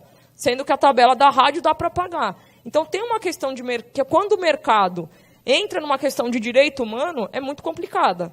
Por isso, o Brasil fez a opção de ter um sistema único de saúde pública, como os países, na grande maioria, Canadá, Europa, Austrália, né, vários locais. Eu estou preocupada com a minha... Porque eu tenho que pegar avião. Só eu acho que eu vou... Não, na minha fala final, mas no fim eu faço um... Rafael, deixa eu só falar aqui uma coisa super importante. 2 esclarecimentos. 3. 1. O Rio, a questão de radioterapia, e até para responder você, Luciana, eu vou dizer o que eu disse para Roberta Trajano, procuradora da República. Infelizmente, algumas coisas em saúde, se não for planejada, aparelho de radioterapia você não compra em prateleira. Se você não planejar com 2, 3 anos, os pacientes vão morrer. Não tem solução. A gente vai pagar um preço por isso, alguém vai pagar um preço por isso. Ponto. É o que a gente está vivendo agora. A gente não planejou. Isso é o que ele falou, foi super importante. Algumas soluções estão saindo agora, porque há 2 anos, 3 anos, eu vi a Sociedade Brasileira de Radioterapia no Consinca tocar bumbo durante um tempão até que conseguiu isso. Então, assim, não tem jeito, tem que planejar com antecedência.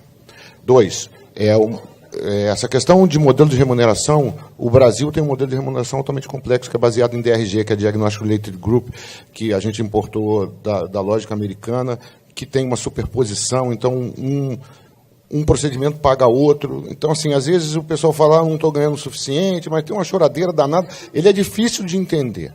Tá? É aquela história, a verdade tem sempre 3 lados, o meu, o seu e o verdadeiro. Né? Então, assim, todo mundo está um pouquinho certo, todo mundo está um pouquinho errado. É uma coisa complexa, não dá para a gente discutir aqui. O terceiro, o mais importante, Leonardo, só para esclarecer algumas coisas. O CISREG é um sistema de informação. Criado, é o CISREG 3, é um sistema do DataSUS. É o sistema oficial do Ministério da Saúde que regula todos os pacientes no Brasil. Ele é uma opção ou não do gestor. São Paulo usa o modelo da CROIS, no Sul se usa outros, alguns gestores usam, outros não usam. No Rio de Janeiro, foi adotado pela Secretaria Municipal de Saúde. O Rio de Janeiro é um município pleno, ele tem total autonomia de fazer o que ele quiser, como a Patrícia disse. O gestor municipal, especificamente da atenção básica, não da alta complexidade, adotou o CISREG como modelo. O CISREG foi um modelo feito para municípios de menos de 20 mil habitantes, ele é péssimo para grandes metrópoles. Mas este é o sistema oficial, é a adoção da Secretaria Municipal de Saúde do Rio de Janeiro. Por conta do plano da Secretaria Estadual, nós estamos agora sentando com a Secretaria Municipal e discutindo a regulação. Efetivamente, o que aconteceu quando se criou a fila única, que, diga-se de passagem, é uma etapa fundamental na organização de um sistema único, tem que se criar uma fila única. No Rio de Janeiro, porque era uma baderna, ficou uma baderna ao quadrado, ficou um caos. Os doentes sumiram, em parte porque talvez não existissem tantos, porque eles replicavam em vários, e em parte porque o CISREG não está voltado para isso. Segunda-feira, a gente está no INCA, vai ser feito um seminário com todos os prestadores, com a Secretaria Municipal, com a Secretaria Estadual, justamente para discutir o que aconteceu no sistema. E o que eu posso te dizer o que aconteceu no sistema. Na hora que você criou a regulação, o que foi dito aqui, o maior problema não está no tratamento, o maior problema está no diagnóstico. O que está engargalando o sistema é que existe regulação para o diagnóstico, para as estruturas de diagnóstico, e a gente tem dificuldade de fazer diagnóstico. Então, como está difícil para os doentes entrarem por conta própria no diagnóstico agora, e isso está criando um modelo para trás e esvaziou os prestadores de serviço. Mas a gente está atento a isso, a gente está tentando criar modelos independentes do Plano de Atenção Oncológica do Estado.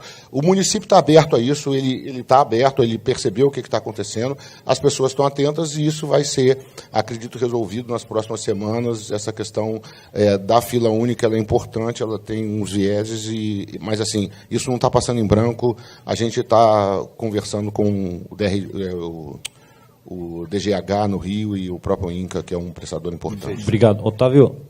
Deixa só eu falar uma questão, aproveitando essa a profundidade da questão do CISREG. Realmente é um sistema que é utilizado como referência para os atores, para alta complexidade, inclusive o INCA. Só que não funciona. E não vai ser a pessoa com câncer quem vai pagar.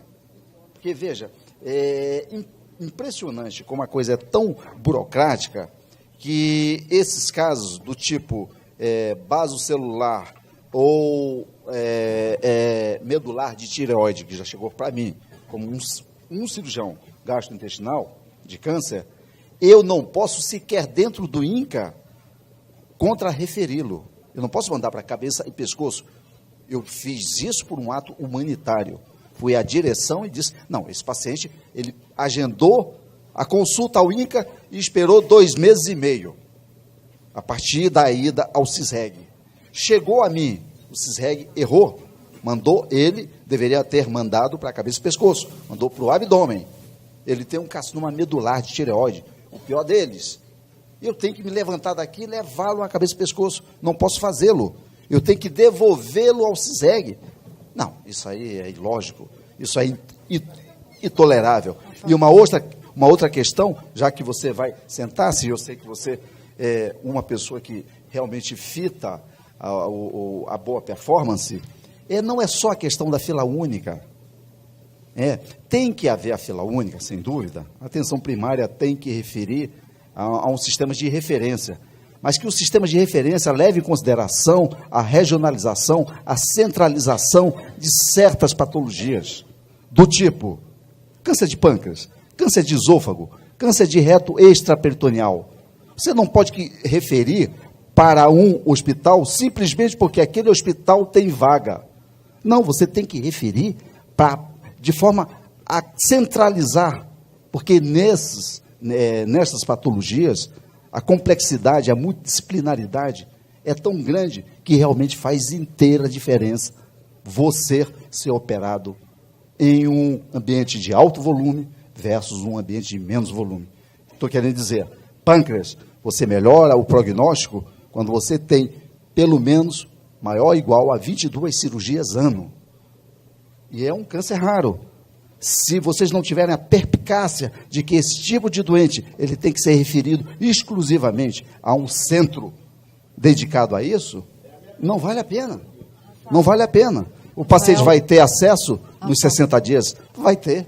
Mas vai ter que tipo de tratamento? Não é isso. Só que se quer dizer ao doente, não, você chegou ao hospital de câncer. Não. Você chegou ao hospital de câncer e vai ter o melhor cuidado possível.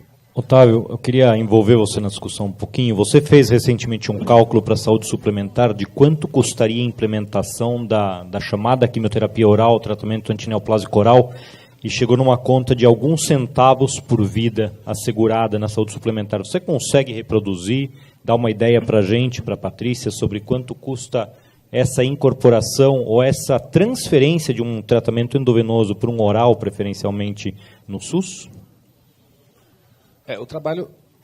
O trabalho que a gente fez ele foi essencialmente para a saúde suplementar. É um custo adicional de 38 centavos per capita. Foi um trabalho grande, a gente avaliou 4.200 pacientes ao longo dos anos, enfim. Mas não é tão fácil transferir isso para o público, porque o sistema de pagamento para o público, como já foi falado, ele é um sistema que depende da APAC, que é um sistema de ID, like, né, como os americanos, e que tem uma série de idiosincrasias, como já foi falado aqui. A Conitec deu um parecer contrário à incorporação do erlotinib e do geftinib. O Ministério da Saúde, sabe-se lá por que resolveu incorporar, mas voltou dizendo que incorpora, mas não paga. Então é difícil. Por exemplo, se você for pensar na capecitabina, a capecitabina ela cabe, o custo dela cabe dentro da APAC para colo em reto, para mama e tal. Mas se você for pensar num outro medicamento, por exemplo, o lapatinib, ele não cabe. Aliás, nem tem previsão para uso em HER2 positivo.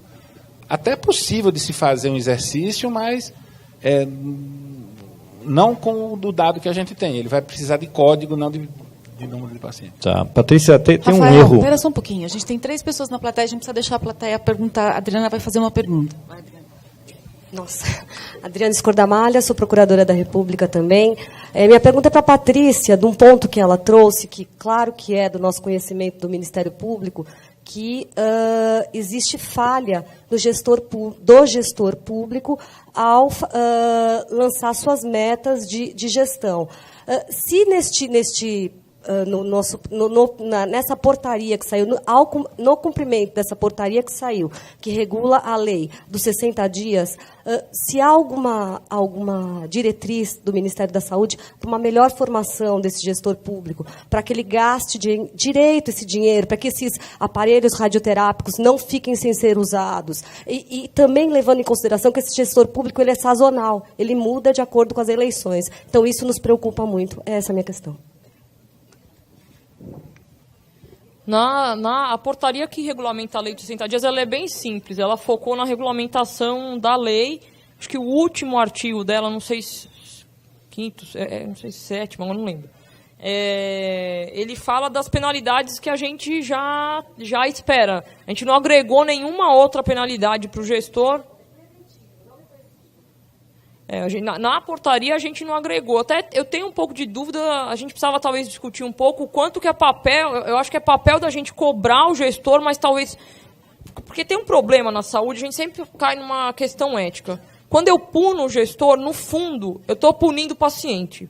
Por que eu vou te dar um exemplo clássico? Vários hospitais oncológicos não cumprem a meta que está em portaria.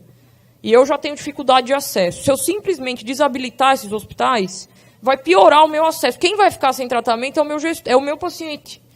Então, a gente está pensando, eu estava discutindo isso com a assessoria jurídica do Ministério. Essa semana eu estava com um problema no Estado, conversei com a Luana, falei, Luana, preciso fazer alguma coisa séria aqui. E aí a gente sempre tem que tomar muito cuidado na hora da saúde, porque é a hora que eu acho que eu vou penalizar o gestor, se eu fechar qualquer serviço de saúde, no fundo, eu estou penalizando o meu paciente. Não dá para intervenção, Patrícia? Intervenção. Então, mas fazer intervenção em... Primeiro tem um custo político aí, que eu não vou entrar nesse debate, está para cima de mim. Porque você fazer a intervenção num estado ou num município, é você dizer que aquele gestor não tem nenhuma condições de saúde, condições de fazer para o que ele foi eleito. Então, o custo disso político é enorme. Eu não vou fazer o debate se é certo, se é errado, se devia fazer ou não. Eu acho que a gente precisa pensar em outros mecanismos que a gente não fique preso nessa questão política. A gente tinha que pensar em outras saídas, porque essa questão política ela sempre vai existir no Brasil, em qualquer lugar do mundo. Então, a gente tem que achar instrumentos que a gente consiga, de fato, mexer com o gestor e não com a população que está sendo atendida, entendeu? Precisa achar instrumento. O Ministério da Saúde não pode multar. Eu preciso recorrer aos colegas da... Em relação a essa questão, eu tive a oportunidade de estar juntamente com a Patrícia lá no Ministério Público Federal, na Procuradoria-Geral da República, e surgiu essa discussão, né, Patrícia, me recordo, que a questão do descredenciamento da instituição, né, por conta do descumprimento da norma.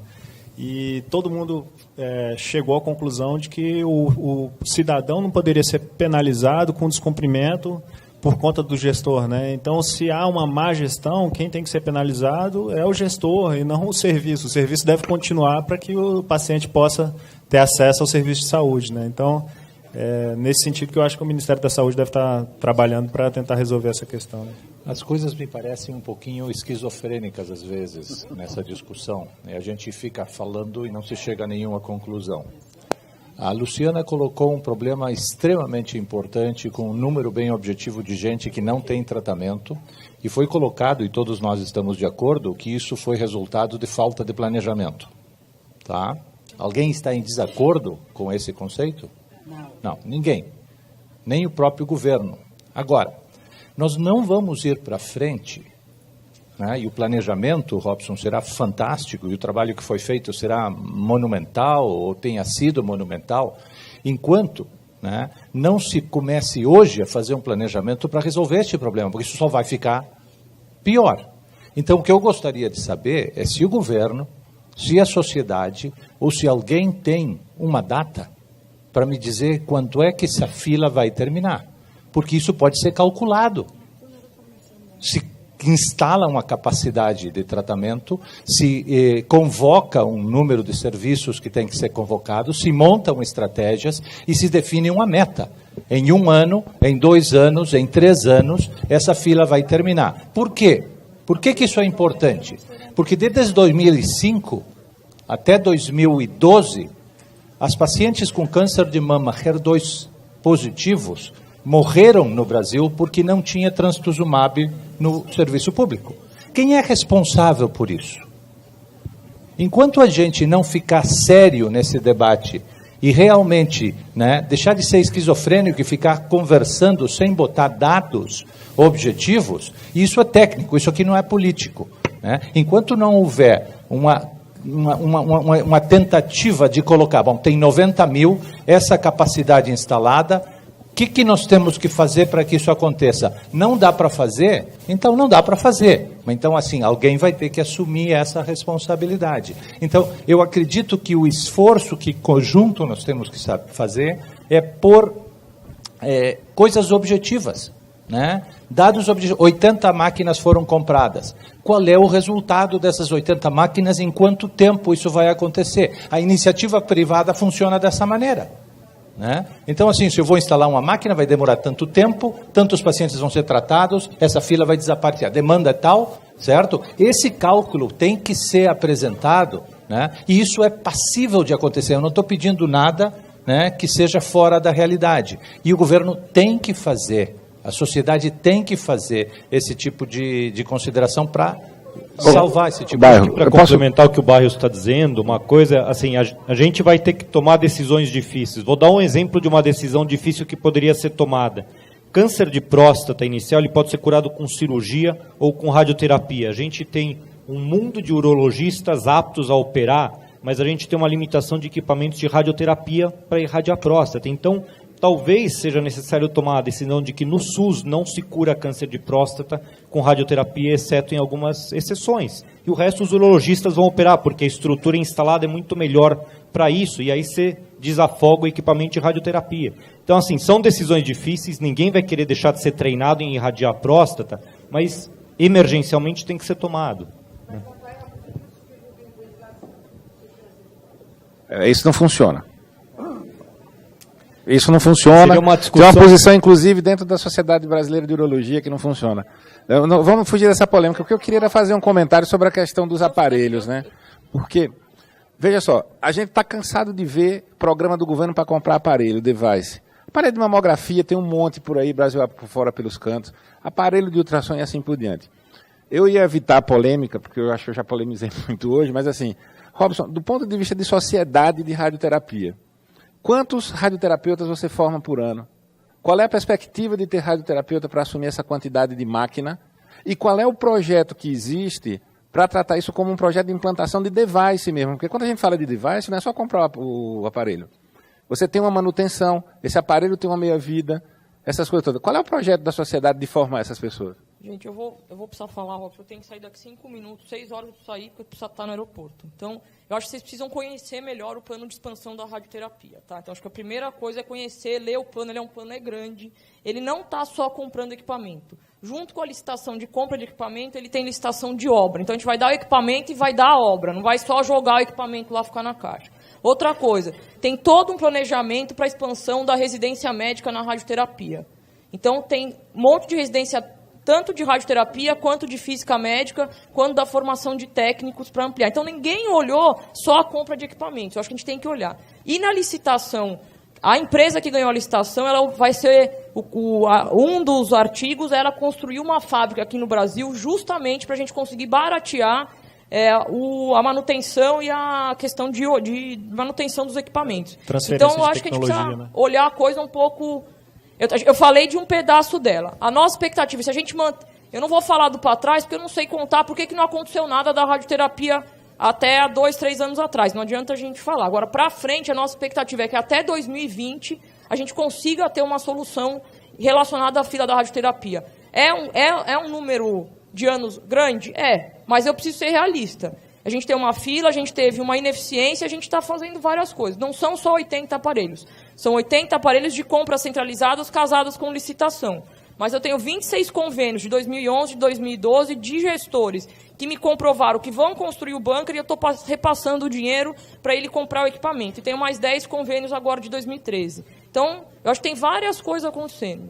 Eu vou precisar sair, infelizmente. É ruim sair no meio do debate. Teve uma confusão aí na fala. Eu fiquei chateada porque eu não pude fazer a fala de todas as ações que a gente está fazendo, por isso que eu acho que fica buracos e lacunas, que se eu pudesse ter apresentado todas as ações, ia ficar mais Pode fácil. passar para a gente divulga no portal também. Então eu passo a apresentação para vocês. Então, primeiro eu queria agradecer a oportunidade de estar aqui. Sempre é bom a gente estar próximo da sociedade civil, das sociedades científicas. Eu acho que a gente tem que ser cobrado, não fujo disso, mas eu acho que também a gente precisa reconhecer que coisas têm sido feitas e a gente está caminhando. Não dá para estalar o dedo e acontecer e a coisa ficar organizada. Então, acho que a gente tem que fazer, mas é bom a gente sempre estar sendo, e eu acho que também precisa assumir o papel de qual é a responsabilidade dos outros atores nessa questão. E eu vou só deixar uma questão aqui. A gente falou muito da questão do financiamento, e é óbvio que o Ministério da Saúde gostaria de ter um financiamento maior. E essa não é uma decisão nossa, essa é uma decisão da sociedade brasileira. Então, aí eu acho que a gente tem que ter uma mobilização maior de toda a sociedade para que, de fato, a gente tenha mais recursos públicos, eu não estou falando do privado, do PIB privado, estou falando do público, destinado ao SUS. Porque vários entraves a gente bate na questão do financiamento. E quem vai decidir não é eu chegar lá na Dilma, chegar no Legislativo, a gente quer mais dinheiro, precisamos disso. Eu posso fazer esse papel, mas eu preciso pressão do lado contrário, como teve a pressão da lei dos 60 dias, para a gente ter leis que regulamentem o aumento do financiamento. Eu acho que era isso. Eu fico à disposição, meu táxi chegou, já estou indo. Só vou deixar meu e-mail, é patricia.sampaio@saude.gov.br. E o e-mail da minha coordenação é rededecrônicas@saude.gov.br. Às vezes ele responde mais rápido, porque tem umas pessoas da minha equipe que olham ele, às vezes mais rapidamente. E a gente fica à disposição. Até o final da semana eu mando a apresentação para vocês porem em PDF. Então. Regina, você queria... Eu quero, não é uma pergunta, eu quero falar uma coisa, né?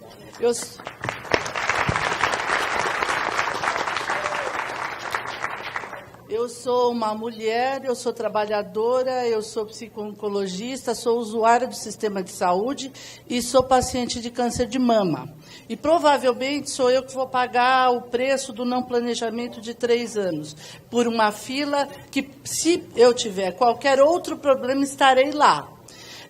Eu só queria chamar a atenção para essa questão, que a gente vai ouvir cada um falar sobre o seu lugar e com bastante consciência, com bastante poder e propriedade, porém é um sistema esquizofrênico. Muito obrigada. Esta é a melhor palavra que a gente pode encontrar. Se a gente não fizer nenhum movimento para participar disso, porque somos usuários e contribuintes dos impostos que são canalizados para o sistema de saúde, para mim não me interessa se tem ou não tem dinheiro na saúde, porque enquanto houver roubo do dinheiro público, existe dinheiro para ser encaminhado aí. Eu não quero discutir onde ele foi parar. Ele vai parar para impedir que eu pague essa conta, porque eu não quero. Se a gente não exercer a cidadania e começar a participar, não adianta deixar isso na mão destas pessoas que são corajosas o suficiente para defender uma voz não solitária. O doutor Otávio hoje fez isso. A sua voz, muito provavelmente, é mais forte, porque carrega a minha e de cada um dos que estão aqui. Eu admiro o senhor por ter questionamentos e lutar por eles. Não interessa de que maneira. O poder público não deveria ficar, em nenhum momento, chocado para responder a pergunta que o senhor fizer ou eu fizer, em qualquer fórum que eu tenho o direito de fazer. Portanto, se a gente não fizer essa pergunta, nós vamos nos reunir tantas quantas vezes a gente quiser ou for proporcionado, e nós vamos ouvir gente fazendo coisa e chegando num lugar que vai dizer que a culpa é do gestor, que eu já nem sei mais quem ele é, porque vai indo tão para baixo que muito provavelmente nós dois, queridos, que precisamos do remédio, vamos pagar essa conta. Se a gente não se mobilizar e não fizer juntar a voz, juntar para essas pessoas poderem ter um pouco de respiro, nós não vamos em nenhum lugar. Bom, nós estamos... Se o doutor José Eduardo se candidatar a presidente, me chama que eu faço a sua campanha, com toda a energia possível. Eu queria abrir para uma resposta para dar para o... Não, é rapidinho. A gente fez, na sociedade, a gente fez uma campanha de abertura de novas residências e tal. E isso aconteceu. Eu mesmo abri, na minha instituição, 2 vagas. Hoje nós temos 54 novos profissionais especializados por ano que são postos no mercado, que num período de 3, 4 anos, com 80 máquinas, você vai precisar no mínimo de 2 por equipamento, são mais 160 que precisa ter no mercado. Mas muitos são da expansão. Por exemplo, o Zé Camargo vai receber uma máquina, ele já tem os profissionais lá. Entendeu? Então, essa conta tem que ser subtraída. A perspectiva é que, da parte médica, a gente consiga equalizar. A única preocupação é a qualidade dessas residências. E a gente está fazendo aí agora, junto ao CNRM, tem um grupo de avaliadores que nós vamos estar visitando também para ver se essas residências são capacitadas qualificadamente. O outro problema que vai ter, e nós estamos apontando isso, que foge da nossa alçada, são os físicos, os técnicos, que vai ser outro problema, outro Rafael, licença, só seguindo o que o doutor Robson está falando, eu sou enfermeira oncológica e ex-funcionário do SEMO, do INCA. E, seguindo o pensamento, depois na minha pergunta, além de eu ser da área da oncologia, o meu noivo também está fazendo uro, quer fazer uro-onco, e assim, o que a gente vê não é falta de material, nem falta de estrutura dos grandes centros. Eu sou do Espírito Santo, trabalhei no INCA e estou em São Paulo. O problema são os interiores. O Espírito Santo recebe paciente do sul da Bahia. Será que esses profissionais que serão formados por essas residências ótimas que vão acontecer, eu tenho certeza disso, será que eles vão querer ir, igual que estão acontecendo com mais médicos, será que eles vão querer ir para esses centros onde só vai ter a máquina, não vai ter o físico, não vai ter o... Então, assim, doutor Robson, aplaudo todas as atitudes e eu queria que a Patrícia, né, estivesse aqui. Mas, assim, uma pergunta que eu tenho para o doutor Leonaldson. Está sendo feito algum planejamento da Sociedade Brasileira de Cirurgia Oncológica para que esses cirurgiões, os 1.200 e não sei quanto que o senhor comentou, serão também expandidos, né? De acordo com os passados? Eles vão querer ir para os interiores? Não precisa ir muito longe, no TID Setúbal, que é aqui em São Paulo, né, na Zona Leste. Quantos plantões meu namorado passou sozinho, tendo que fechar a porta, porque só tem um cirurgião num plantão de 3. Ninguém opera sozinho hoje. Não existe a possibilidade de um cirurgião oncológico assumir um serviço sozinho, sem uma instrumentadora ou um outro colega. Então, assim, o planejamento... A esquizofrenia foi dita aqui, infelizmente, é uma palavra ruim de ouvir, mas ela é verdadeira. Como que você quer que 1.200, nem que sejam 5.000? Eles não vão ser alocados porque eles não vão querer. Eles vão preferir ficar nos grandes centros ou ganhando um pouco menos, tendo menor qualidade de vida, mas não vão se submeter a constituir uma família num lugar que eles vão trabalhar para ganhar talvez um pouco mais, passando aperto, podendo ser processado ou matando o paciente, tendo essa consciência. Então, assim, a cirurgia, a sociedade tem algum planejamento fidedigno, como a sociedade de radioterapia e assim, os planejamentos não estão sendo contemplados na sua expansão. Perfeito. Eu acho que você toca num ponto que é o resumo da ópera. A toda essas pessoas de boa fé e de boa vontade de estarem aqui, com seus limites, com suas balizas, mas acredito piamente de que a questão da atenção oncológica pública é uma questão muito mais holística, muito mais... ela requer o concurso de todos os setores, inclusive o setor da educação. A educação em todos os sentidos. Eu não tenho a menor dúvida de que câncer é a doença desse século. Câncer, no final da década de 90, passou a ser causa de morte mais do que os eventos cardiovasculares nos Estados Unidos em pessoas com menos de 80 anos de idade. E no Brasil está havendo uma esta figura é superponível e logo, logo nós vamos ter esta mesma figura de câncer matar mais do que os eventos cardiovasculares. E pasme, no currículo mínimo do curso de graduação de medicina, principalmente nos cursos oficiais, sequer existe uma cadeira chamada oncologia. Então nós estamos discutindo questões, porque quem tem câncer tem pressa e há de ter-se esquizofrênicos ou não, soluções imediatas para isso, mas nós temos que ter a seriedade e a competência e a inteligência de perceber de que vai muito além de uma simples vontade. A Sociedade Brasileira de Cirurgia Oncológica, ela não é licenciadora, ela sequer é deliberativa. É uma sociedade acadêmica, científica e, naturalmente, a gente faz de conta que a gente também tem o poder de licenciar cirurgiões oncológicos, mas, de fato, nós não o temos. Quem tem, quem tem esse poder de licenciamento é a AMB e o Conselho Superior de Educação do Ministério da Educação. E o que nós estamos fazendo? Primeiro, um censo nacional, tá? Para sabermos quem somos, onde estamos. Estamos fazendo isso no primeiro momento. Nós não fomos bem recebidos no Ministério, quando nós publicamos uma carta de que era inadmissível que a revisão desta portaria, a 741, estava retrocedendo. E muito mais ainda, nos pareceu claramente uma medida populista e eleitoreira. Por que motivo? Fizeram a lei de 60 dias, não se tem condições de realmente dar acesso ao paciente, à pessoa com câncer em 60 dias, e aí começaram a ajustar-se depois da coisa feita.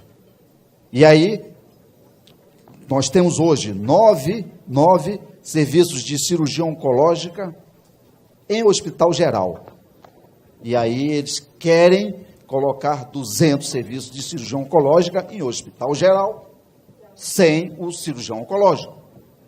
Eu formo 10 cirurgiões de câncer por ano no INCA, já fui preceptor da residência por 5 anos, do ano 2000 ao ano 2004.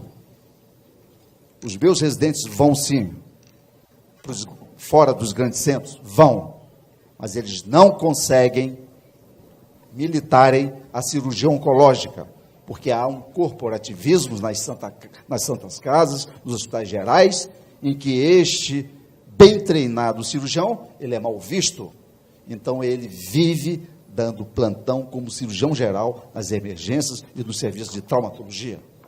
Portanto, quando nós nos oferecemos ao Ministério da Saúde, o fizemos de muito bom grado e achamos, como a Sociedade Brasileira de Radioterapia e de Oncologia Clínica, que não tem como fazer planos de assistência oncológica sem nos envolver e envolver a todos vocês. Tem mais uma pergunta aqui, a última pergunta. Boa tarde a todos. Eu sou Rita Vale, sou de Bragança Paulista, da Associação Bragantina de Combate ao Câncer. Foi nos dito, pena que a doutora Patrícia não está presente, nós temos 277 hospitais credenciados, fazendo serviços e estão habilitados a prestar o serviço de oncologia, tanto CACONS como UNACONS.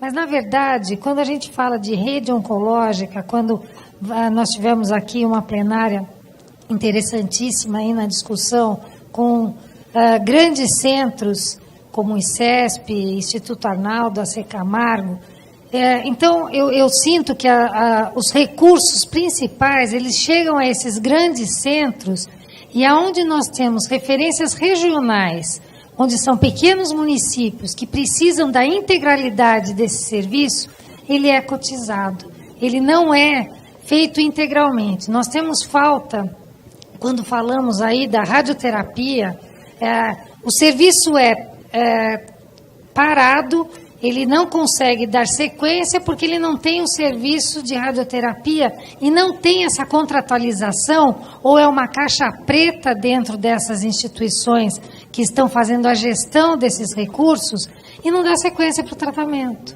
Então, os próprios reguladores, que são os familiares e os próprios pacientes, é que tem que correr atrás dos serviços desses grandes centros para se salvaguardar de alguma operação de radioterapia, para se salvaguardar de uma continuidade de tratamento.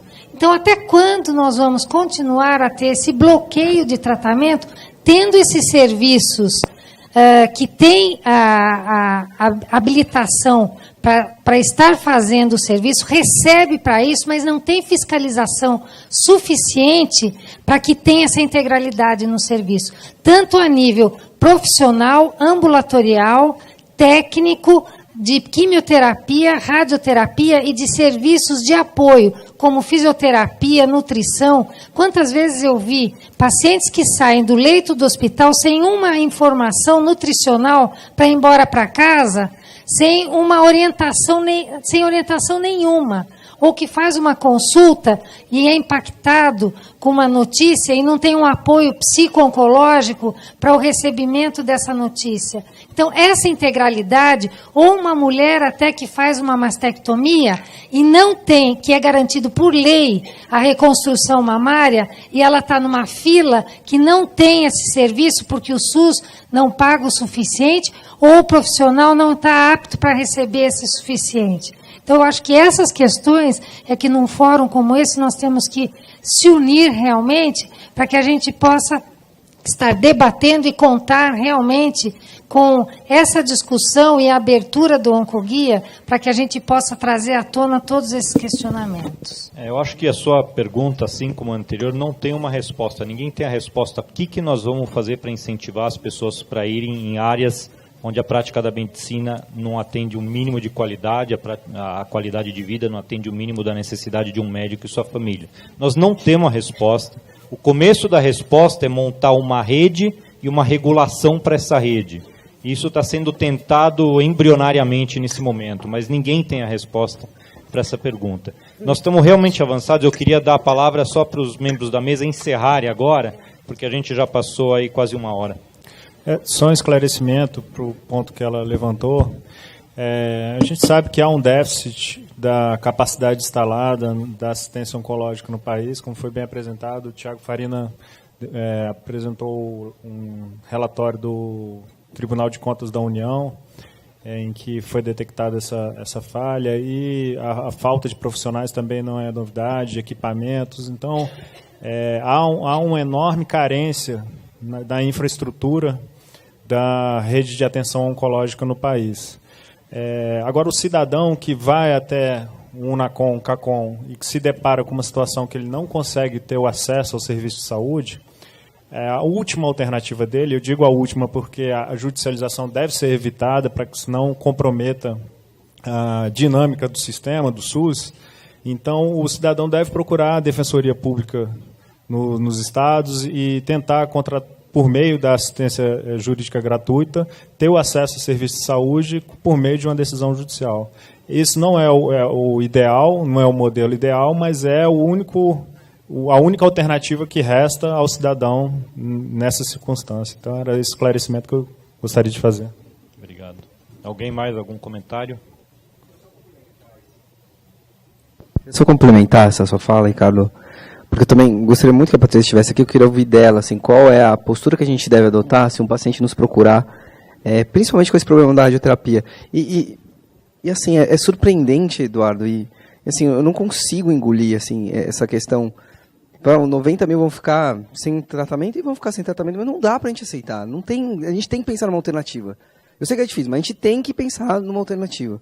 E aí eu fico imaginando, eu vi algumas decisões judiciais de pacientes que entraram com uma ação bastante ousada, entraram com uma ação para que o SUS, já que diz que não tem vaga, já que criou uma fila que, enfim, é insustentável, o paciente pede para que realize num serviço privado lucrativo e o SUS vai lá e tem que pagar. E aí a discussão vai pagar pela tabela SUS, vai pagar pelo valor privado, é uma discussão que o hospital tem que travar com o gestor.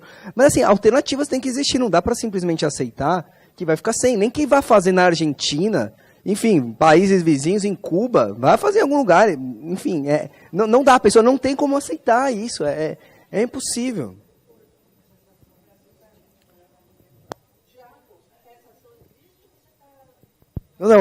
Não sou um gênio assim, não. Já inventaram. Já tem inúmeras, tem centenas de ações que mandam o SUS, tem sentença acórdãos, transitados em julgado. Enfim, assim, só uma... Traduz, não fale juridiquês, traduz. Desculpa, não, tem decisões irrecorríveis, assim, que já acabaram, processos que já acabaram. Mas enfim, é uma medida drástica. Tem que ser a última trincheira, não é o caminho. A gente não tem que estimular a judicialização. Mas também a gente não pode, em hipótese alguma, aceitar que essas pessoas vão ficar sem, a gente vai ficar de braços cruzados esperando em 2020 as coisas, a fila se regularizar. Não, né? E Realmente acho que não vale dá. a gente lembrar o exemplo do que aconteceu com a própria quimioterapia.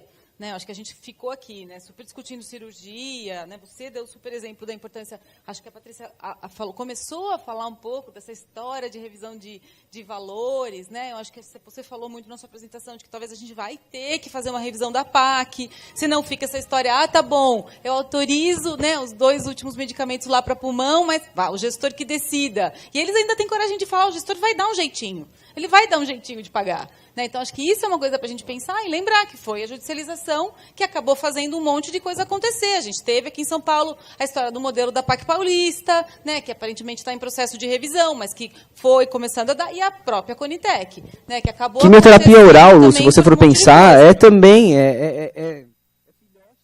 judicialização. 100% das decisões dos tribunais eram favoráveis ao paciente, contra o plano de saúde, né?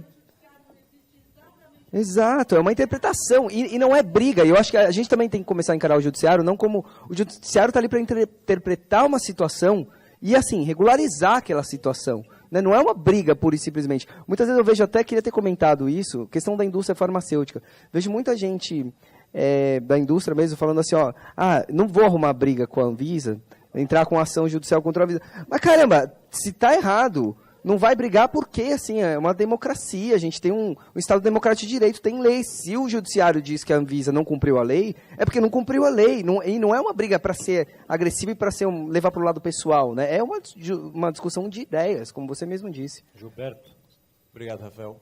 A maioria de vocês na plateia e no palco não me conhece. Meu nome é Gilberto Lopes, eu sou professor da Faculdade de Medicina da Johns Hopkins, nos Estados Unidos.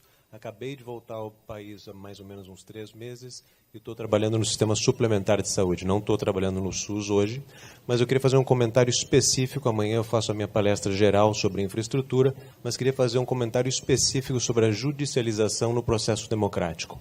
Eu trabalhei nos Estados Unidos 8 anos e isso é uma coisa que a gente vê no dia a dia. A parte de judicializar o processo, no final, é o último recurso que uma sociedade democrática tem de trazer aos seus governantes, que nós mesmos colocamos na posição que estão hoje, a ver essas situações que nós temos no dia a dia como pacientes e como cidadãos. Então, a judicialização não deve ser vista, claro que sem dúvida deve ser vista como um último recurso. A gente tem como pressionar, a gente tem como fazer advocacy, como eu vi até em português aqui em várias placas. Eu estava procurando a palavra em português para advocacy, vamos usar essa mesmo. O passo principal é a gente se conscientizar como sociedade civil e criar grupos de pacientes. A gente já fez isso antes. Nos anos 80, 90, quando eu ainda morava no Brasil, a gente fez isso por cuidado de HIV, tratamento de infecção e tratamento da AIDS. Então, isso é um caminho que a gente já conhece. Obviamente, o problema do câncer é muito mais complexo que o problema da AIDS, mas a gente, sem dúvida, tem caminhos que já trilhou e pode continuar trilhando, e são atividades como essa que o Instituto Oncoguia está fazendo, que a gente precisa para levar para adiante. Eu quero só terminar com um último comentário simples, que a gente precisa parar com esse preconceito que a gente tem de fazer essa diferenciação entre esfera pública governamental, organizações não governamentais sem fins lucrativos e a iniciativa privada. Todos são atores extremamente importantes e nenhuma sociedade no mundo criou um sistema de saúde que não tenha esses 3 elementos, pelo menos. Então, a gente precisa trabalhar junto nesse esquema para conseguir levar a discussão adiante, para ter soluções. Uma das discussões, por exemplo, em radioterapia é: a gente não pode levar um paciente que não tem tratamento no Rio de Janeiro para Minas Gerais? Tem algum serviço ocioso, tem algum serviço privado que aceitaria receber esse paciente sendo pago pela tabela da SUS? Talvez tenha, talvez não tenha. Quem vai poder fazer isso? Se ninguém se levantar para fazer, é o que eu estava conversando com o Carlos agora há pouco. A gente conversa, a gente discute, mas ninguém toma essa responsabilidade para levar esse processo adiante. E é aqui que a gente precisa de vocês. Obrigado. Gente, acho que a gente avançou um pouquinho no horário aqui. Foi ótima a discussão. Muito obrigado pela presença de todos vocês. Lembrando que amanhã, então, a gente vai ter uma sessão dedicada à pesquisa clínica, que é extraordinariamente importante, talvez tão grave quanto o problema da radioterapia. A gente vai ter várias mesas de discussão de ações multiprofissionais, assim por diante. Eu convido todos vocês a voltarem amanhã e muito obrigado. Tem algum Às recado? 8h30 da manhã, gente. Vocês já viram que a nossa programação é super extensa. Então, de verdade, nossa mesa da pesquisa clínica começa às 8h30 da manhã. E muito obrigada, tá?